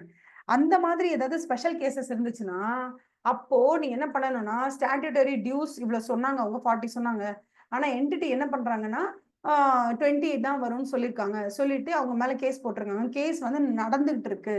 டிபார்ட்மெண்ட்டுக்கு முன்னாடி கேஸ் பெண்டிங்ல இருக்கு. அதுல ஒரு அவுட்புட் ஜட்ஜ்மெண்ட் வந்தாதான் இவங்க எவ்வளவு பே பண்ணணுங்கிறது கன்ஃபார்ம் ஆகும். அதனாலதான் இவங்க பே பண்ணல அப்படின்னா அந்த டிஸ்பியூட்டை நீங்க அங்க மென்ஷன் பண்ணி எவ்வளவு அமௌண்ட் இன்வால்வ்ன்றத அங்க போடலாம். ஆனா ஜஸ்ட் பிகாஸ் நீங்க டிபார்ட்மெண்ட் முன்னாடி போயிட்டு a mere representation to the concerned department shall not be treated as a dispute. அதாவது அங்க ஒரு டிபார்ட்மெண்ட் இருக்கு. இப்ப இன்கம் டாக்ஸ் டிபார்ட்மெண்ட் இருக்காங்க. அவங்க 13 lakhs பே பண்ண சொல்றாங்க நம்மள. அங்க போய் சும்மா நம்ம கம்பெனி சார்பா அங்க போய் நின்னுட்டு என்ன சார் இதெல்லாம் வருமா வராதுல சார் எப்படி சார் வரும் அந்த மாதிரி மியர் ரெப்ரசன்டேஷன் இங்கே நம்ம கம்பெனியை ரெப்ரசென்ட் பண்ணி யாரையோ ஒருத்தர் அனுப்பியிருக்கீங்க அவர் போய் இன்கம் டாக்ஸ் ஆஃபீஸரை பார்த்திருக்காருன்றதுனால அது வந்து அப்படியே டிஸ்பியூட். நாங்க அது டிஸ்பியூட்னா நீங்க அதுக்கு அகைன்ஸ்டா அப்பீல் பண்ணிருக்கணும். அந்த அப்பீலுக்கு ஒரு ஆர்டர் நம்பர் இருக்கணும். உங்களோட கேஸ் வந்து கண்டிப்பா என்ன வரணும் ஷுட் கம் டு ஹியரிங். ஹியரிங்க்கு வந்து 2 பார்ட்டி உட்கார வச்சு என்ன பதில்ன்றத ஜட்ஜி சொல்லணும். இந்த சென்ஸ் அந்த இன்கம் டாக்ஸோட கமிஷனர்லாம் சொல்லணும். அப்பதான் that is called as dispute. இல்லைன்னா it is called as undisputed statutory dues தான். ஓகேவா? அப்ப 7th ஒன் என்ன அப்படின்னா undisputed statutory dues. Undisputed statutory dues, statutory dues. அடுத்தது 8th ஒன்னுக்கு போறோம். இதுல ஏபி 2 இருக்கு. எது எல்லாமே ரெகுலரான்னு கேக்குறாங்க. ரெகுலர் இல்ல, எல்லாமே ரெகுலர் பேமெண்ட் இருக்கான்னு கேக்குறாங்க. டிலே இருக்கான்னு கேக்குறாங்க. அந்த டிலே வந்து மோர் தேன் 6 months இருந்துச்சுன்னா சொல்றாங்க. இங்க பில என்ன சொல்றாங்க? ஸ்டாச்சுட்டரி டியூஸ்லனா ஏதாவது டிஸ்பியூட் இருக்கா? டிஸ்பியூட் இருந்தா என்ன டிஸ்பியூட், என்ன அமௌண்ட்ஸ் இன்வால்வ்டுன்னு எழுத சொல்றாங்க. வேற எதுவுமே சொல்லல. ஓகேவா? அதுக்கு அடுத்தது you're going to 8th point. 8th pointல உங்களுக்கு என்ன சொல்றாங்க? Where any transaction not recorded in the books of accounts have been surrendered or disclosed as income during the tax assessment year, if so, whether the previously unrecorded income has been properly recorded in the books of accounts. சில பேர் நிறைய black மணில நிறைய income earn பண்ணிருப்பாங்கப்பா. அதெல்லாம் கொண்டு வந்து books of accounts சேர்க்கவே மாட்டாங்க. ஆனா எப்படி இந்த இன்கம் டாக்ஸ் டிபார்ட்மெண்ட் மோப்பம் பிடிச்சி எழுந்து சொல்லிடுங்க, பாரு எத்தனை பேர் பிளாக் மணில இன்கம் earn பண்ணிக்க எனக்கு தெரிஞ்சிச்சு, நானா வந்து உங்களை ரெய்ட் பண்ணேன் அப்படின்னு சொன்னா விளைவுகள் ரொம்ப மோசமா இருக்கும். ஸோ நீங்களே என்ன பண்ணிடுங்க, செல்ஃபா வந்து டிக்ளேர் பண்ணிடுங்க, இந்த மாதிரி நாங்கள் இன்கம் பண்ணோம், ஆனா அதை நாங்கள் புக்ஸ் ஆஃப் அக்கௌண்ட்ஸ்ல கொடுக்கல, இப்போ we are ready to come and disclose all the books of accountsல இந்த மாதிரி நாங்க சைடு இன்கம் எல்லாத்தையும் நாங்க பிளாக் இன்கம் எல்லாத்தையும் கொண்டு வந்து ஒயிட்டா மாத்த போறோம் அப்படின்னு சில பேர் என்ன பண்ணுவாங்கன்னா அன்ரெக்கார்டட் இன்கம் இனிமே தான் இப்ப ரெக்கார்ட் பண்ணுவாங்க. அந்த மாதிரி ஃபினான்ஸ் மினிஸ்ட்ரியில இருந்து சில பேருக்கு கால் ஃபார் லெட்டர் வரும். சில பேருக்கு என்ன மொத்தமா வந்து பொது அறிக்கை ஜெனரல் ஆர்டரா கூட இஷ்யூ பண்ணுவாங்க. யாரெல்லாம் இன்கம் வந்து மறைச்சிருக்கீங்களோ அவங்க எல்லாம் இன்கம் தானாவே வந்து டிஸ்க்ளோஸ் பண்ணும்போது அவங்கள நாங்க அவங்க மேல எந்த ஆக்ஷன் எடுக்க மாட்டோம்னு சொல்லுவாங்க. அப்போ ஆட்டோமேட்டிக்கா தானா எல்லாரும் வந்து என்ன பண்ணுவாங்க, இது வரைக்கும் ரெக்கார்டே பண்ணாத இன்கம் எல்லாத்தையும் கொண்டு வந்து ரெக்கார்ட் பண்ணுவாங்க. அப்படி ரெக்கார்ட் பண்ணி இருக்கிறது ஏதாவது இருக்கா? அப்படி நீங்க ரெக்கார்ட் பண்ணிருக்கீங்க உங்க புக்ஸ் ஆஃப் அக்கௌண்ட்ஸ்ல அப்படின்னா unrecorded income if it is how do you call that, income tax officials கிட்ட போய் நீங்க சொல்றீங்க, இந்த மாதிரி நான் ஒரு கிட்டத்தட்ட ஒரு 32 கோடி இன்கம் நான் கடந்த 10 வருஷத்துல நான் சம்பாதிச்சிருக்கேன், ஆனா அதை நான் புக்ஸ் ஆஃப் அக்கௌண்ட்ஸ்ல கொண்டு வரல, இப்ப நீங்க கொடுத்த அந்த ஜெனரல் ஆர்டரை யூஸ் பண்ணி நான் 32 கோடி அக்கௌண்ட்டுக்குள்ள கொண்டு வரணும்னு நினைக்கிறேன் அப்படின்னு இன்கம் டாக்ஸ் ஆஃபீஸர் கிட்ட இந்த கம்பெனி போய் 32 கோடி சப்மிட் பண்ணிருப்பாங்க. அந்த டீடைல்ஸ் கொடுத்திருப்பாங்க. அந்த 32 crores டாக்ஸையும் அவங்க கட்டிருப்பாங்க. பட் அந்த 32 கோடியை அவங்க இந்த வருஷத்தோட புக்ஸ் ஆஃப் அக்கௌண்ட்ஸ்குள்ள இன்கமா கொண்டாந்தாங்களா அப்படின்றதுதான் இங்க கேள்வி. ஓகேவா? இதுக்கு நம்ம எப்படி எழுதலாம்? அன்ரெக்கார்டட் இன்கம் அப்படின்னு எழுதலாம். அன்ரெக்கார்டட் இன்கம் ரெக்கார்டட் ஐடியோட ஜெனரல் ஆர்டர்னு வச்சுக்கலாம். அப்பதான் நமக்கு இது புரியும், இல்லைன்னா புரியாம போயிடும்.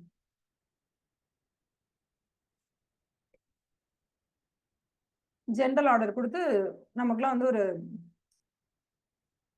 ஒரு சான்ஸ் கொடுப்பாங்க, உங்களுடைய இன்கம் எல்லாத்தையும் நீங்க டிஸ்க்ளோஸ் பண்ணிடலாம் அப்படின்னு. ஓகேவா? அதுல நம்ம இருப்போம். அடுத்தது 9th கொஸ்டின்.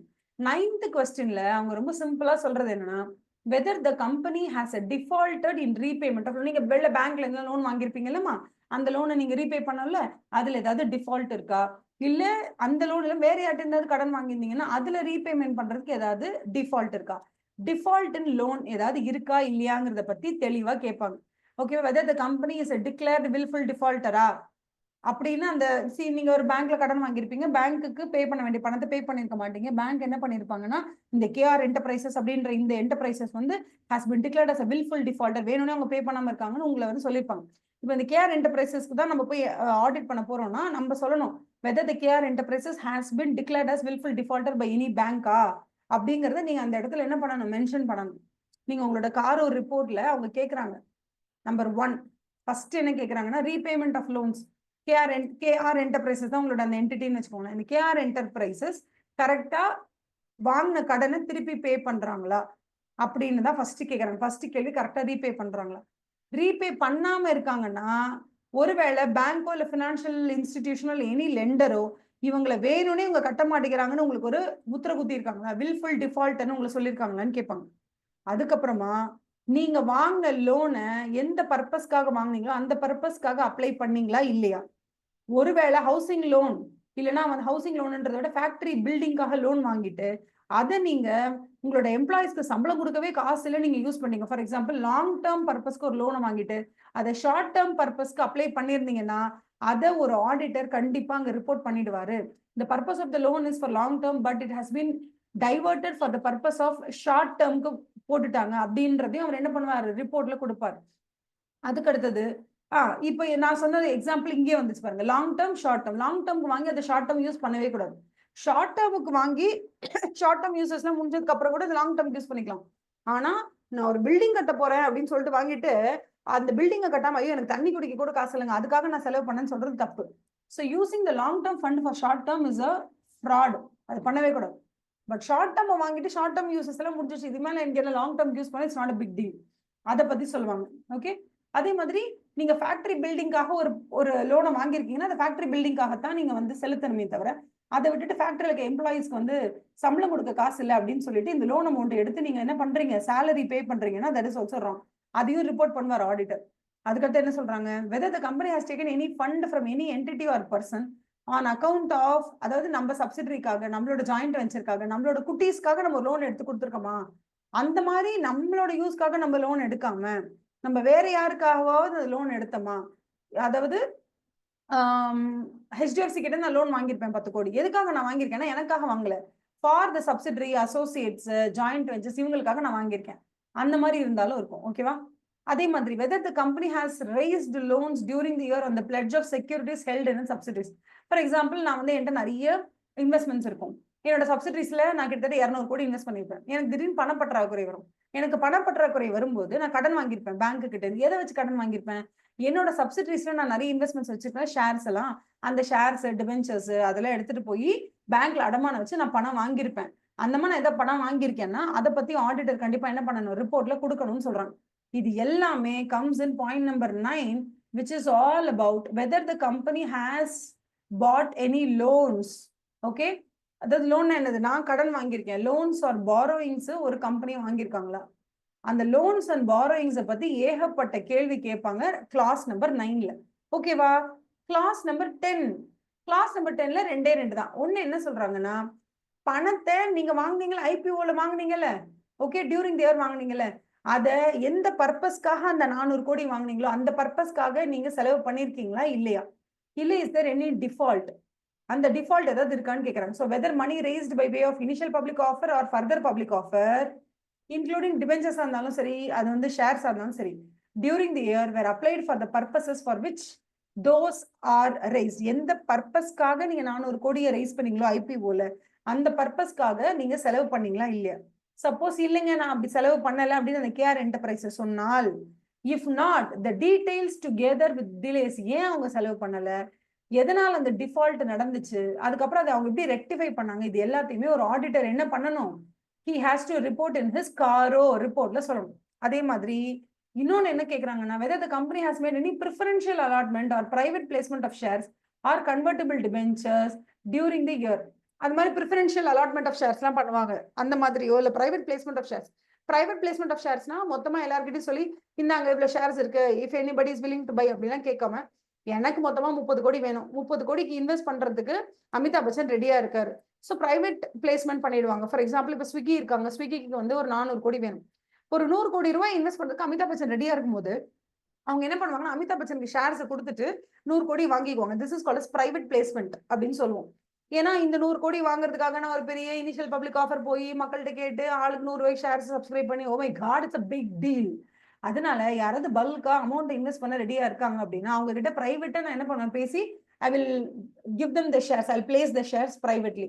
அந்த மாதிரி அந்த கம்பெனி ஏதாவது பண்ணிருக்கு அப்படின்னு சொன்னா செக்ஷன் 42 செக்ஷன் 62 எல்லாம் கம்ப்ளைண்ட் பண்ணணும். அவங்க அதெல்லாம் கம்ப்ளைண்ட் பண்ணிருக்காங்கன்னு பார்க்க வேண்டும். ஓகேவா. ஸோ எந்த பர்பஸ்க்காக ஃபண்ட் வாங்கினாங்களோ அந்த பர்பஸ்க்காக யூஸ் பண்ணிருக்காங்களா இல்லையா என்ன ஏதுன்றத பார்க்கணும். ஸோ 10 அப்படிங்கிற அந்த கிளாஸ் நம்பர்ல அவங்க பேசுறது ஃபுல்லாவே என்னன்னா, ஒண்ணு நீங்க உங்களுக்கு வேண்டிய பணத்தை வெளியில காமன் பப்ளிக் கிட்ட போயிட்டு ஐபிஓவோ இல்ல ஃபர்தர் ஆன் பப்ளிக் ஆஃபர்னு சொல்லுவோம். ஃபர்ஸ்ட் நீங்க ஷேர் கேபிட்டல் இஷ்யூ பண்ணும்போது தான் அது இனிஷியல் பப்ளிக் ஆஃபர். அதுக்கப்புறம் நீங்க எத்தனை வாட்டி ஷேர் இஷ்யூ பண்ணுவீங்க, அதுக்கு பேர்லாம் ஃபர்தர் பப்ளிக் ஆஃபர்னு சொல்லுவோம். ஒன்னு ஐபிஓ எஃபிஓ ஃபார்மெட்ல போனாலும் பரவாயில்ல, இல்ல பிரைவேட் பிளேஸ்மெண்ட்ல போனாலும் பரவாயில்ல. எப்படி போனாலும் எந்த பர்பஸ்க்காக அந்த பணத்தை நீங்க வாங்குறீங்களோ அந்த பர்பஸ்க்காக யூஸ் பண்றீங்களா, if there is any deviation, அது எதனால எப்ப ரெக்டிஃபை பண்ணீங்க என்ன ஏதுன்றதை எல்லாத்தையும் பத்தி நம்ம படிப்போம். ஓகேவா? அதை பத்தி ஒரு ஆடிட்டர் ரிப்போர்ட் கொடுப்பாங்க. இதுதான் 10th clause. 10th clause is talking about ஃபுல்லாவே ஐபிஓ, எஃபிஓ, பிரைவேட் பிளேஸ்மெண்ட். ஓகேவா? To you have any doubt in this? இந்த 10 clauseல உங்களுக்கு ஏதாவது டவுட் இருக்கா? டவுட்ஸ் எதுவும் இல்லை இல்லையா? Number 1 is PPE, number 2 is inventory, number 3 is investments, number 4 section 185, 186, number 5 வந்து டெபாசிட்ஸ் 73ல இருந்து 76 வரைக்கும். அதே மாதிரி நெக்ஸ்ட் என்ன சொல்றாங்கன்னா காஸ்ட் ரெக்கார்ட்ஸை யாரெல்லாம் மெயின்டைன் பண்ணணும்னு இருக்கோ செக்ஷன் 140 சப்செக்ஷன் 1 சொல்லியிருப்பாங்க. யாருக்கெல்லாம் வந்து this is compulsory for maintaining the records, அவங்க கரெக்டாக மெயின்டைன் பண்ணியிருக்காங்களா நீங்க ஒரு தடவை செக் பண்ணிக்கோங்க. அன்டிஸ்பியூட்டட் ஸ்டாட்யூட்டரி டியூஸ், இந்த கிளாஸ் நம்பர் தயவு செஞ்சு ஞாபகம் வச்சுக்கோங்க, மெயின் எக்ஸாம்ல இட்ஸ் வெரி இம்பார்ட்டன்ட். அதே மாதிரி அன்ரெக்கார்டட் இன்கம் ஏதாவது இருக்கு, அதை நீங்க புக்ஸ் ஆஃப் அக்கௌண்ட்ஸ்ல கொண்டு வரீங்கன்னா அது எப்படி நீங்க ரெக்கார்ட் பண்ணிருக்கீங்கன்னு இது. அப்புறம் லோன்ஸ் அண்ட் பாரோயிங்ஸ், வெளியாட்கள் கிட்ட நீங்க கடன் வாங்கியிருக்கீங்கன்னா அதுக்கு நீங்க எப்படி ரீபே பண்ணிருக்கீங்க, கரெக்டான டைம்ல ரீபே பண்ணிருக்கீங்களா, இல்ல உங்களை யாராவது வில்ஃபுல் டிஃபால்ட்னு சொல்லியிருக்காங்களா, அதெல்லாம் அவங்க பார்ப்பாங்க லோன்ஸ் அண்ட் பாரோயிங்ஸ்ல. அப்புறம் ஐபிஓ, எஃபிஓ, அதுக்கப்புறம் பிரைவேட் பிளேஸ்மெண்ட். இது வரைக்கும் யாருக்காச்சும் எதாவது டவுட் இருக்காமா? To you have any doubt?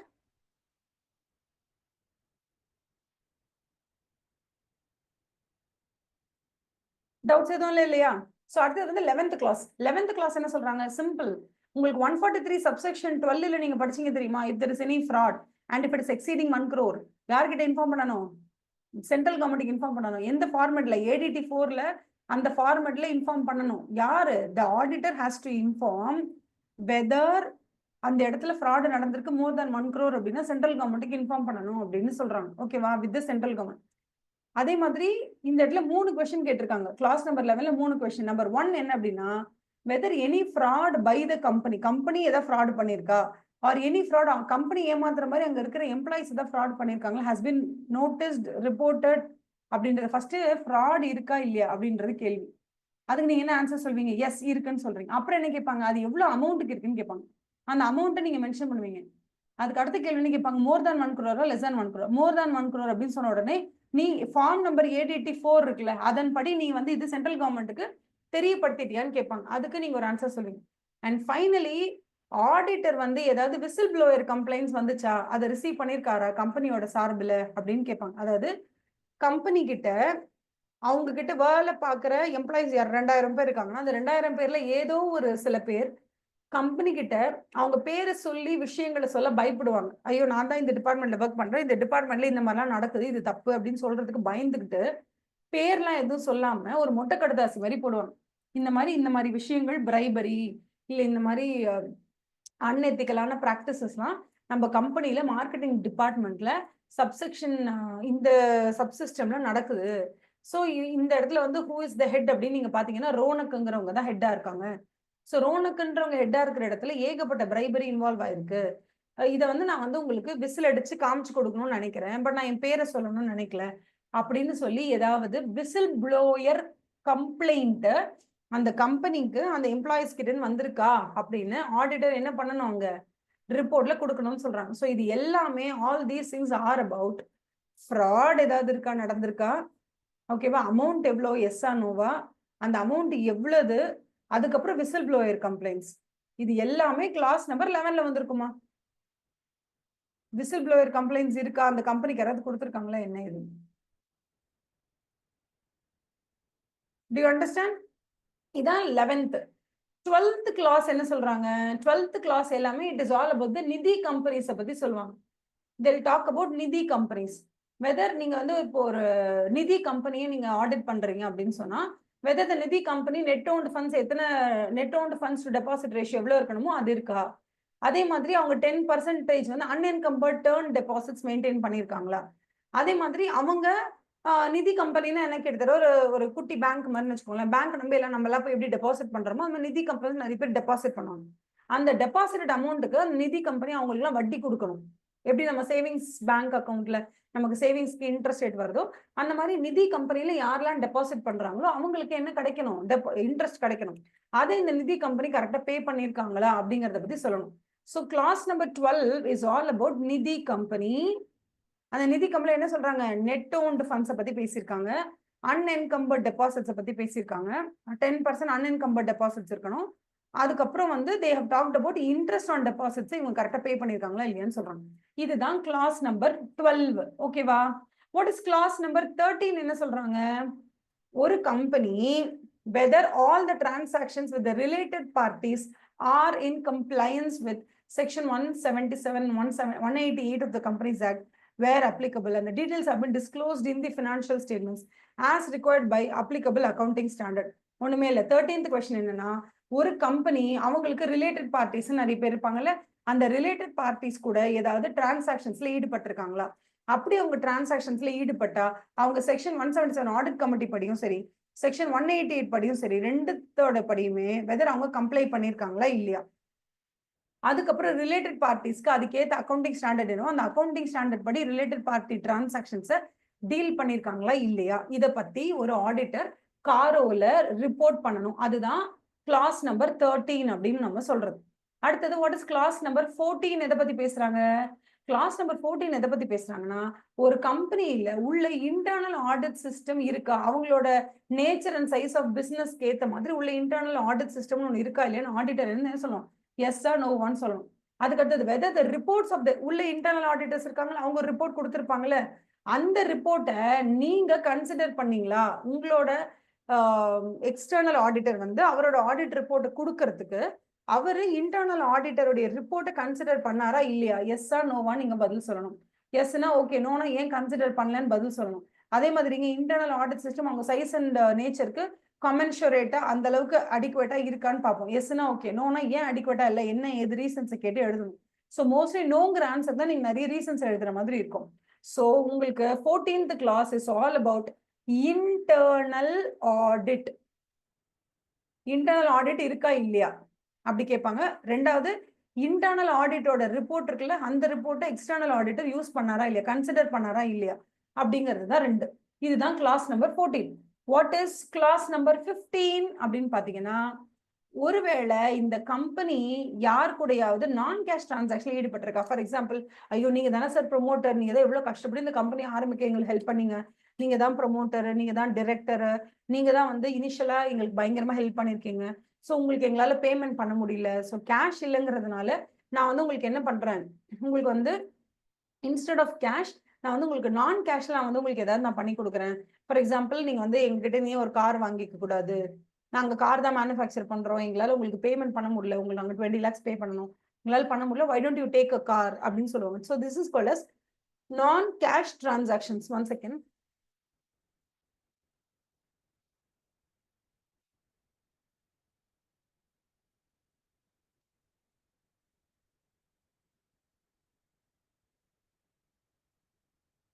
Okay, but non-cash transaction, whether the company has entered into any non-cash transactions with the directors or persons connected with him, and if so, the provisions of section 192 of the Companies Act has been complied with.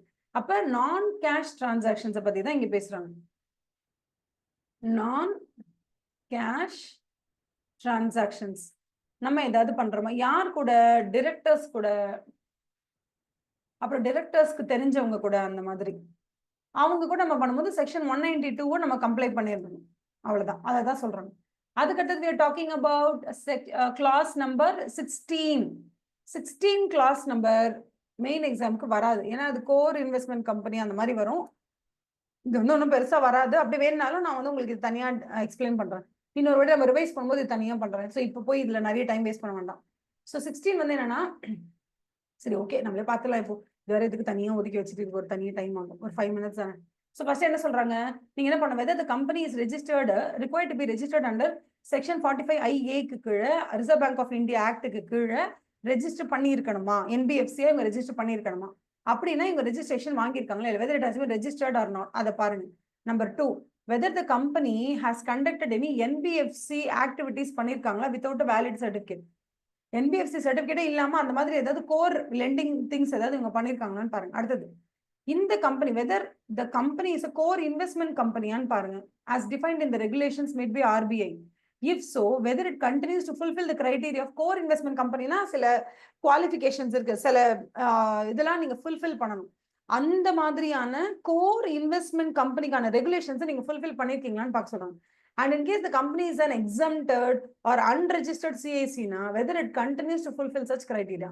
அப்ப core investment கம்பெனியா நீங்க இருக்கிறதுக்கு you need to fulfil certain regulations. அதை fulfil பண்ணிருக்காங்களா இல்லையா? இல்லைங்க எங்களுக்கு அதெல்லாம் தேவையில்லை, நாங்களே ஒரு எக்ஸம்டட் கேட்டகரி அப்படின்னா அந்த எக்ஸம்ஷனுக்கு அவங்க இன்னும் தகுதியானவங்களா இல்லையான்னு பார்த்து ஆடிட்டர் ரிப்போர்ட் பண்ணணும். அதுக்கு அடுத்தது whether the group has more than one CIC as part of the group. If yes, indicate the number of CICs which are part of the core investment company. அப்படின்னா அவங்களோட வேலையே மற்ற கம்பெனிஸ்ல இன்வெஸ்ட் பண்ணி சும்மா உட்காந்து தூங்குறது தான். அவங்க பிசினஸே பண்ண மாட்டாங்க. அவங்க கோடி கணக்குல கையில பணத்தை வச்சுக்கிட்டு எங்கெங்கெல்லாம் யாரெல்லாம் நல்லா பிசினஸ் பண்றாங்களோ எல்லாத்துலயும் இன்வெஸ்ட் பண்ணிட்டு ஜாலியா பார்த்துட்டு இருப்பாங்க. அப்புறம் யாராவது சரியா இன்வெஸ்ட்மெண்ட் பண்ணா, யாராவது சரியா வந்து பிசினஸ் பண்ணாத மாதிரி இருந்துச்சுன்னா அந்த இன்வெஸ்ட்மெண்ட் அப்படியே டிராப் பண்ணி எடுத்துட்டு வேற ஏதாவது இடத்துல போடுவாங்க. ஸோ இது கிட்டத்தட்ட ஒரு மியூச்சுவல் ஃபண்ட் மாதிரி வச்சுக்கோங்களேன். அந்த மாதிரி ஒரு கம்பெனி நீங்க ஆடிட் பண்ண போனீங்கன்னா அவங்க கரெக்டா லைசன்ஸ் வாங்கியிருக்காங்களா, அவங்க என்பிஎஃப்சி ஆக்டிவிட்டிஸ் ஏதாவது பண்றாங்களா, என்பிஎஃப்சி ஆக்டிவிட்டிஸ் பண்ணா அவங்க அதுக்கான லைசன்ஸ் வச்சிருக்காங்களா, இல்ல இவங்க கோர் இன்வெஸ்ட்மெண்ட் கம்பெனினா அதுக்கான ரெகுலேஷன்ஸ் ஃபுல்ஃபில் பண்ணிருக்காங்களா, இல்ல ஃபுல்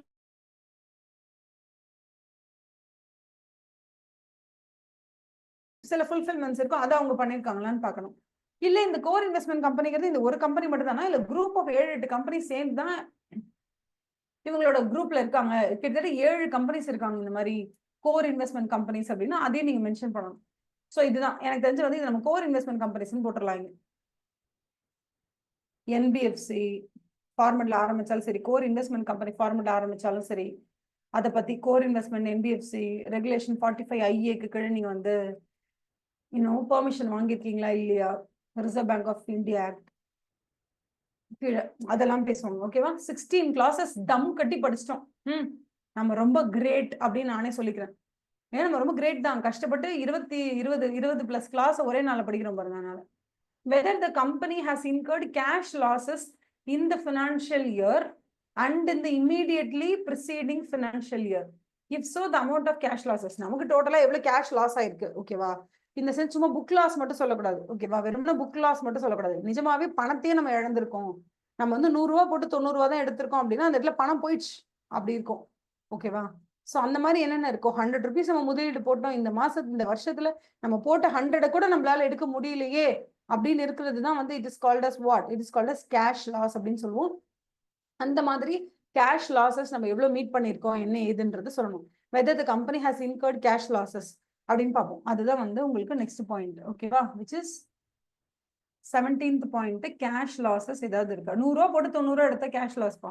சிலர் நீங்க 100 ரூபா போடுவீங்க, டோட்டல் இன்வெஸ்ட்மெண்ட் வந்து 100 இருக்கும். ஆனா உங்களோட டோட்டல் ஷேர் கேபிட்டல் வந்து அதாவது எப்படி சொல்றதுன்னா, நீ இனிஷியலா இன்வெஸ்ட்மெண்ட் வந்து 100 ரூபா போட்டிருப்பீங்க, இயர் நம்பர் 1ல ஒரு 50 ரூபா ப்ராஃபிட். சோ உங்களுக்கு வந்து டோட்டல் எவ்வளவு இருக்கும், 150 இருக்கும். லைபிலிட்டி சைட்லயும் 150 இருக்கும், அசெட் சைட்லயும் 150 இருக்கும், ஓகேவா? எப்போ உங்களோட டோட்டல் பேலன்ஸ் ஷீட்டோட ஐட்டம்ஸ் 100 விட கம்மி ஆகுதோ அதுல என்ன ஆயிடும்னு வச்சுக்கோங்களேன், நீங்க இனிஷியலா கொண்டு வந்து போட்ட பணம் இருக்கலாமா அது 100 ரூபாய், அதை விட உங்களோட வேல்யூ கம்மி ஆயிடுச்சு அப்படின்னா so that is called as cash losses. So இதுக்கு இன்னும் கொஞ்சம் இன்டெப்தான எக்ஸ்பிளனேஷன்ஸ் இருக்கா நான் பார்த்துட்டு உங்களுக்கு நான் வந்து இன்னும் புரியுற மாதிரி 2-3 டிரான்சாக்ஷன்ஸ் வச்சு நான் எக்ஸ்பிளனேஷன் ஒரு எக்ஸாம்பிள்ஸ் நான் கொடுக்குறேன். ஸோ அது வரைக்கும் நீங்க ஜஸ்ட் ஞாபகம் வச்சுக்கோங்க, நம்ம போட்ட பணத்திலேயே நம்ம கொஞ்சம் கொஞ்சமா இழந்துட்டு இருக்கோம் அப்படின்னா that is called as cash losses. 17 படிச்சாச்சு, இப்ப 18வது படிக்க போறோம், ஓகேவா? என்ன அப்படின்னா whether there has been any resignation of statutory auditors during the year. If so, whether the auditor has taken into consideration the issues, objections or concerns raised by the outgoing auditors. அதாவது நீங்க உள்ள வரும்பொழுது 18ஆம் படி என்னன்னா auditor பத்தி தான் அவங்க பேசுறாங்க. ஆடிட்டர் பத்தியே ஆடிட்டர் ரிப்போர்ட் பண்ண, அதாவது நீங்க உள்ள வந்திருக்கீங்க, நீங்க உள்ள வந்தது மிடில் ஆஃப் தி இயர்ல உள்ள வந்தீங்களா?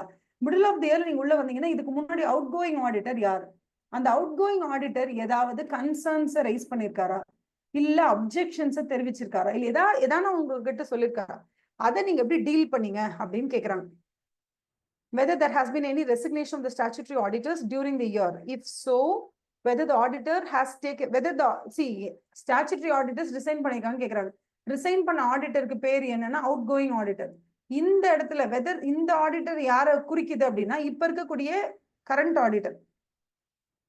ஒரு ஆடிட்டர் ரிசைன் பண்ண போயிட்டாரு, அவருக்கு பதிலா நீங்க வந்திருக்கீங்க இப்போ, சோ நீங்க தான் current auditor.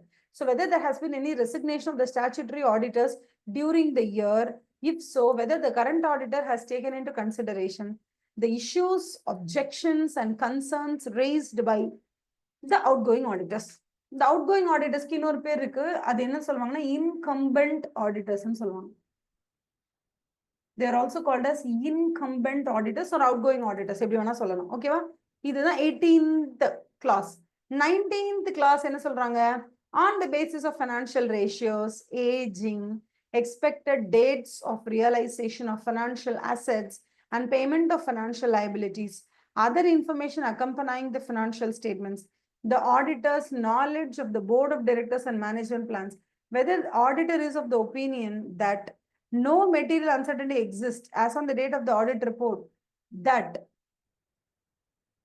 company is capable of meeting its liabilities existing at the date of balance sheet as and when they fall due within a period of 1 year from the balance sheet date.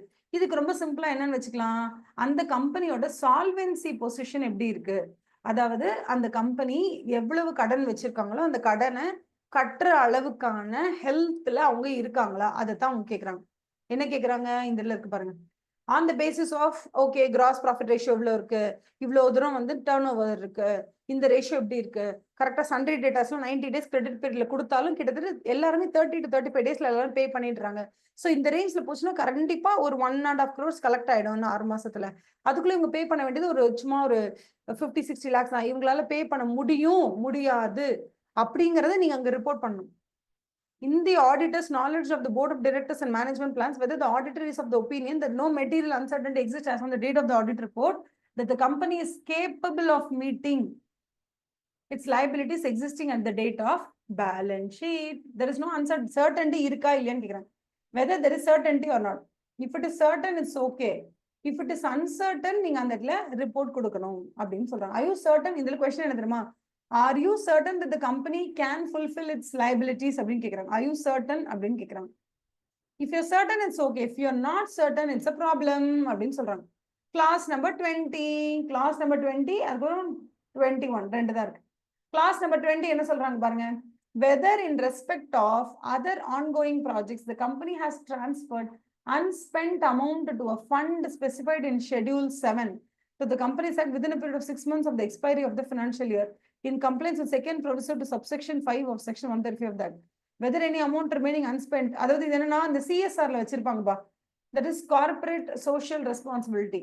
அந்த CSR அமௌண்ட்ல மிச்சம் வச்சிருக்கிற amount அதெல்லாம் எப்படி ஒரு பர்பஸ்க்காக சொல்லிருப்பாங்க, school கட்டி தரோம் இல்லைன்னா வந்து குடிநீர் அமைச்சு தரோம் அந்த மாதிரிலாம் சொல்லி ஒரு பர்டிகுலர் அக்கௌண்ட்டுக்கு அமௌண்ட்டை ட்ரான்ஸ்ஃபர் பண்ணியிருப்பாங்க. ஸோ நீங்க அந்த அமௌண்ட்டை ஸ்பெண்ட் பண்ணாமே வச்சிருக்கீங்களா, கரெக்டா ஸ்பெண்ட் பண்ணிருக்கீங்களா, அதை கரெக்டா ஃபாலோ அப் பண்றீங்களான்றதான் இங்க கேள்வி. ஓகேவா, அதுதான் இங்க ரெண்டுமே. Section 135 is all about CSR தான். ஸோ சிஎஸ்ஆர் பத்தி they are talking in clause number 20. clause number 20ல நீங்க சிஎஸ்ஆர்க்காக எவ்வளவு பணம் ஒதுக்கி இருக்கீங்க, அந்த ஒதுக்கின பணத்தை தனியா ஒரு அக்கௌண்ட்ல வச்சிருக்கீங்களா, அந்த அக்கௌண்ட்ல இருக்கிற பணத்தை கரெக்டா அந்த பர்பஸ்க்காக ஸ்பெண்ட் பண்றீங்களா, எவ்வளவு நாள் அதை நீங்க என்ன பெண்டிங்ல வச்சிருக்கீங்க. சம்டைம்ஸ் சிஎஸ்ஆருக்கு நான் வந்து 2 கோடி கூட டிரான்ஸ்ஃபர் பண்ணுவேன். இந்த 2 கோடி உடனே ஸ்கூல் கட்ட முடியும், ஸ்கூல் கட்டுறதுக்கு 2 வருஷம் ஆகும். ஸோ அந்த டைம் வரைக்கும் அந்த பணம் அதுல தான் இருக்கும். ஓகேவா, ஸோ அன்ஸ்பெண்டா இருக்கக்கூடாது, it should be in the process of ஸ்பெண்டிங்ல இருக்கணும். அதுதான் அவங்க சொல்றாங்க. இது ரெண்டு வேலை. 21st வந்து என்ன அப்படின்னா இது மட்டும் தான் அவங்க சொன்னாங்க தெரியுமா. சிஎஸ்ஆர்ல கன்சாலிடேட்டட் ஃபினான்ஷியல் ஸ்டேட்மெண்ட்ஸ்க்கு மொத்தம் 21 கிளாஸ் இருக்கு. அது 20 கிளாஸ் வந்து தனிப்பட்ட முறையில் ஒவ்வொரு கம்பெனிக்கும் சொல்லணும். 21வது கிளாஸ் மட்டும் தான் கன்சாலிடேட்டட் ஃபினான்ஷியல் ஸ்டேட்மெண்ட்ஸ்க்கு அப்ளிகபிள் ஆகணும். அது என்ன கன்சாலிடேட்டட் ஃபினான்ஷியல் ஸ்டேட்மெண்ட்ஸ்க்கு அப்ளிகபிள் ஆகுற மாதிரி அப்படி என்னடா 21வது கிளாஸ் அப்படின்னு பாத்தீங்கன்னா, whether there have been any qualifications or adverse remarks by the respective auditors in the company's auditor's report order, reports of the companies included in the CFS. If S indicate the details of the companies. ஒண்ணுமே இல்லப்பா, என்னன்னா ஒரு company இருக்குன்னு வச்சுக்கோங்களேன், ஒரு நிமிஷம் I'll tell you how. ஒரு company, இந்த கம்பெனிக்கு கிட்டத்தட்ட 200 சப்சிடரி கம்பெனிஸ் இருக்குன்னு வச்சுக்கோங்க. இந்த 200 சப்சிடரி கம்பெனிஸையும் இந்த ஒரு கம்பெனியோட பேலன்ஸ் ஷீட்டுக்குள்ள கொண்டு வந்து அடைச்சிருவாங்க, எல்லாத்தையும் ஒரு இதுக்குள்ள போட்டுருவாங்க. போட்டுட்டாங்க அப்படின்னா இந்த கம்பெனி இருக்குல்ல, இந்த என்டையர் கம்பெனி இருக்குல்ல, இதோட கன்சாலிடேட்டட் ஃபினான்ஷியல் ஸ்டேட்மெண்ட்டுக்கு ஒரு காரோ ஒன்று ரெடி பண்ணுவோம். அந்த காரோல ஒரே ஒரு 21வது கிளாஸ் மட்டும்தான் அப்ளிகபிள் சிஎஃப்எஸ்க்கு. அவங்க என்ன கேட்கறாங்கன்னா, இந்த 200 சப்சிடரி வச்சிருக்கீங்களே, இந்த 200 சப்சிடரியில எந்தெந்த சப்சிடரி கம்பெனிஸ்க்கெல்லாம் மேல குறிப்பிடப்பட்டுள்ள இந்த 20 கிளாஸுக்கு நெகட்டிவ் ஆன்சர் வந்துச்சு, யாருக்கெல்லாம் நெகட்டிவ் ஆன்சர் வந்துச்சு, ஏன் வந்துச்சு, என்ன ஏதுங்கிற ஃபுல் டீடைல்ஸ் எனக்கு கொடுங்குறான். வச்சாம் பார் ஆப். அந்த மாதிரி 200 கம்பெனியும் தனியா ஒவ்வொன்றா எடுத்து ஒவ்வொரு கம்பெனிக்கும் 20 கிளாஸ். அப்போ ஒரு 100 கம்பெனி உங்ககிட்ட சப்சிடரி கம்பெனி இருக்கு அப்படின்னா கூட உங்களுக்கு கிட்டத்தட்ட 20 கிளாஸ் ஒரு கம்பெனிக்கு அப்படின்னா நீங்க 100 கம்பெனி இன்டூ 200 ஹெட்டிங்ஸ் எடுத்துக்கிட்டோம். கரெக்டா, ஒரு கம்பெனிக்கு 20 கிளாஸ். அந்த மாதிரி 200 கம்பெனி இருக்கு, இல்ல 300 கம்பெனிக்குன்னா அத்தனை கம்பெனிக்கும் காரோ ரிப்போர்ட்டை தனித்தனியா அந்தந்த சப்சிடரி ஆடிட்டர் எடுத்திருப்பாரு. அந்த ஆடிட்டர் கொடுத்தா அந்த காரோ ரிப்போர்ட்டை எடுத்து பார்த்து எது நெகட்டிவ் ஆன்சர் கொடுத்துருக்காங்க இதெல்லாம்.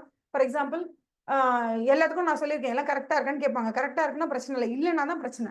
ஸோ நெகட்டிவ் ரிமார்க்ஸ் எங்கெங்கெல்லாம் இருக்கோ அது எல்லாத்தையும் எடுத்து ஒன்னா கன்சாலிடேட் பண்ணி டீடைல்ஸ் கொடுக்கணும். அப்ப இஃப் காரோ வந்து reports of the companies in CFS if yes, ஓகேவா, ஏதாவது குவாலிஃபிகேஷனோ அட்வர்ஸ் ரிமார்க்கோ இருக்கு அந்த 200 சப்சிடரி கம்பெனில, அந்த 200 காரோவையும் எடுத்து நீங்க பார்க்கும்போது அதுல ஏதாவது குவாலிஃபிகேஷன் அட்வர்ஸ் ரிமார்க்கோ இருந்துச்சு, எஸ் அப்படின்னு நீங்க சொன்னால் indicate the details of the companies. Company number 1 class 7லயும் கிளாஸ் 8லயும் நெகட்டிவ் ரிமார்க் இருக்கு. கம்பெனி நம்பர் 2 இந்த கிளாஸ்ல நெகட்டிவ் ரிமார்க்ஸ் இருக்குன்னு ஃபுல்லா தெரிவிக்க வேண்டுமாம். இதுதான் சிஎஃப்எஸ்ல வரும். ஓகேவா? சோ நம்ம டோட்டலா எத்தனை கிளாஸஸ் முடிச்சிருக்கோம்? இல்ல 21 கிளாஸ் முடிச்சிருக்கோம். 20 the consolidated financial statements, CF consolidated financial statements. அவ்வளவுதான். இதுல அவங்க கீழே ஒவ்வொரு சப்சிடரியிலையும் ஒவ்வொரு காரோலையும் எந்தெந்த பேராகிராஃப்ல எந்தெந்த கிளாஸ்ல நெகட்டிவ் ரிமார்க்ஸ் அண்ட் குவாலிஃபிகேஷன்ஸ்ன்றது சொல்லணும். With this we are finishing பேரா நம்பர் 3ல இருக்கக்கூடியதெல்லாம் முடிச்சாச்சு. ஆக்சுவலி காரோன்றது வந்து பேரா நம்பர் 3 and 4 தானே, 3 முடிச்சாச்சு. பேரா நம்பர் 4 என்னன்றதை பார்த்துடலாமா? பயப்படாதீங்க, பேரா நம்பர் 4 2 பாயிண்ட் தான் இருக்கு, அதுக்கு மேல எதுவுமே கிடையாது.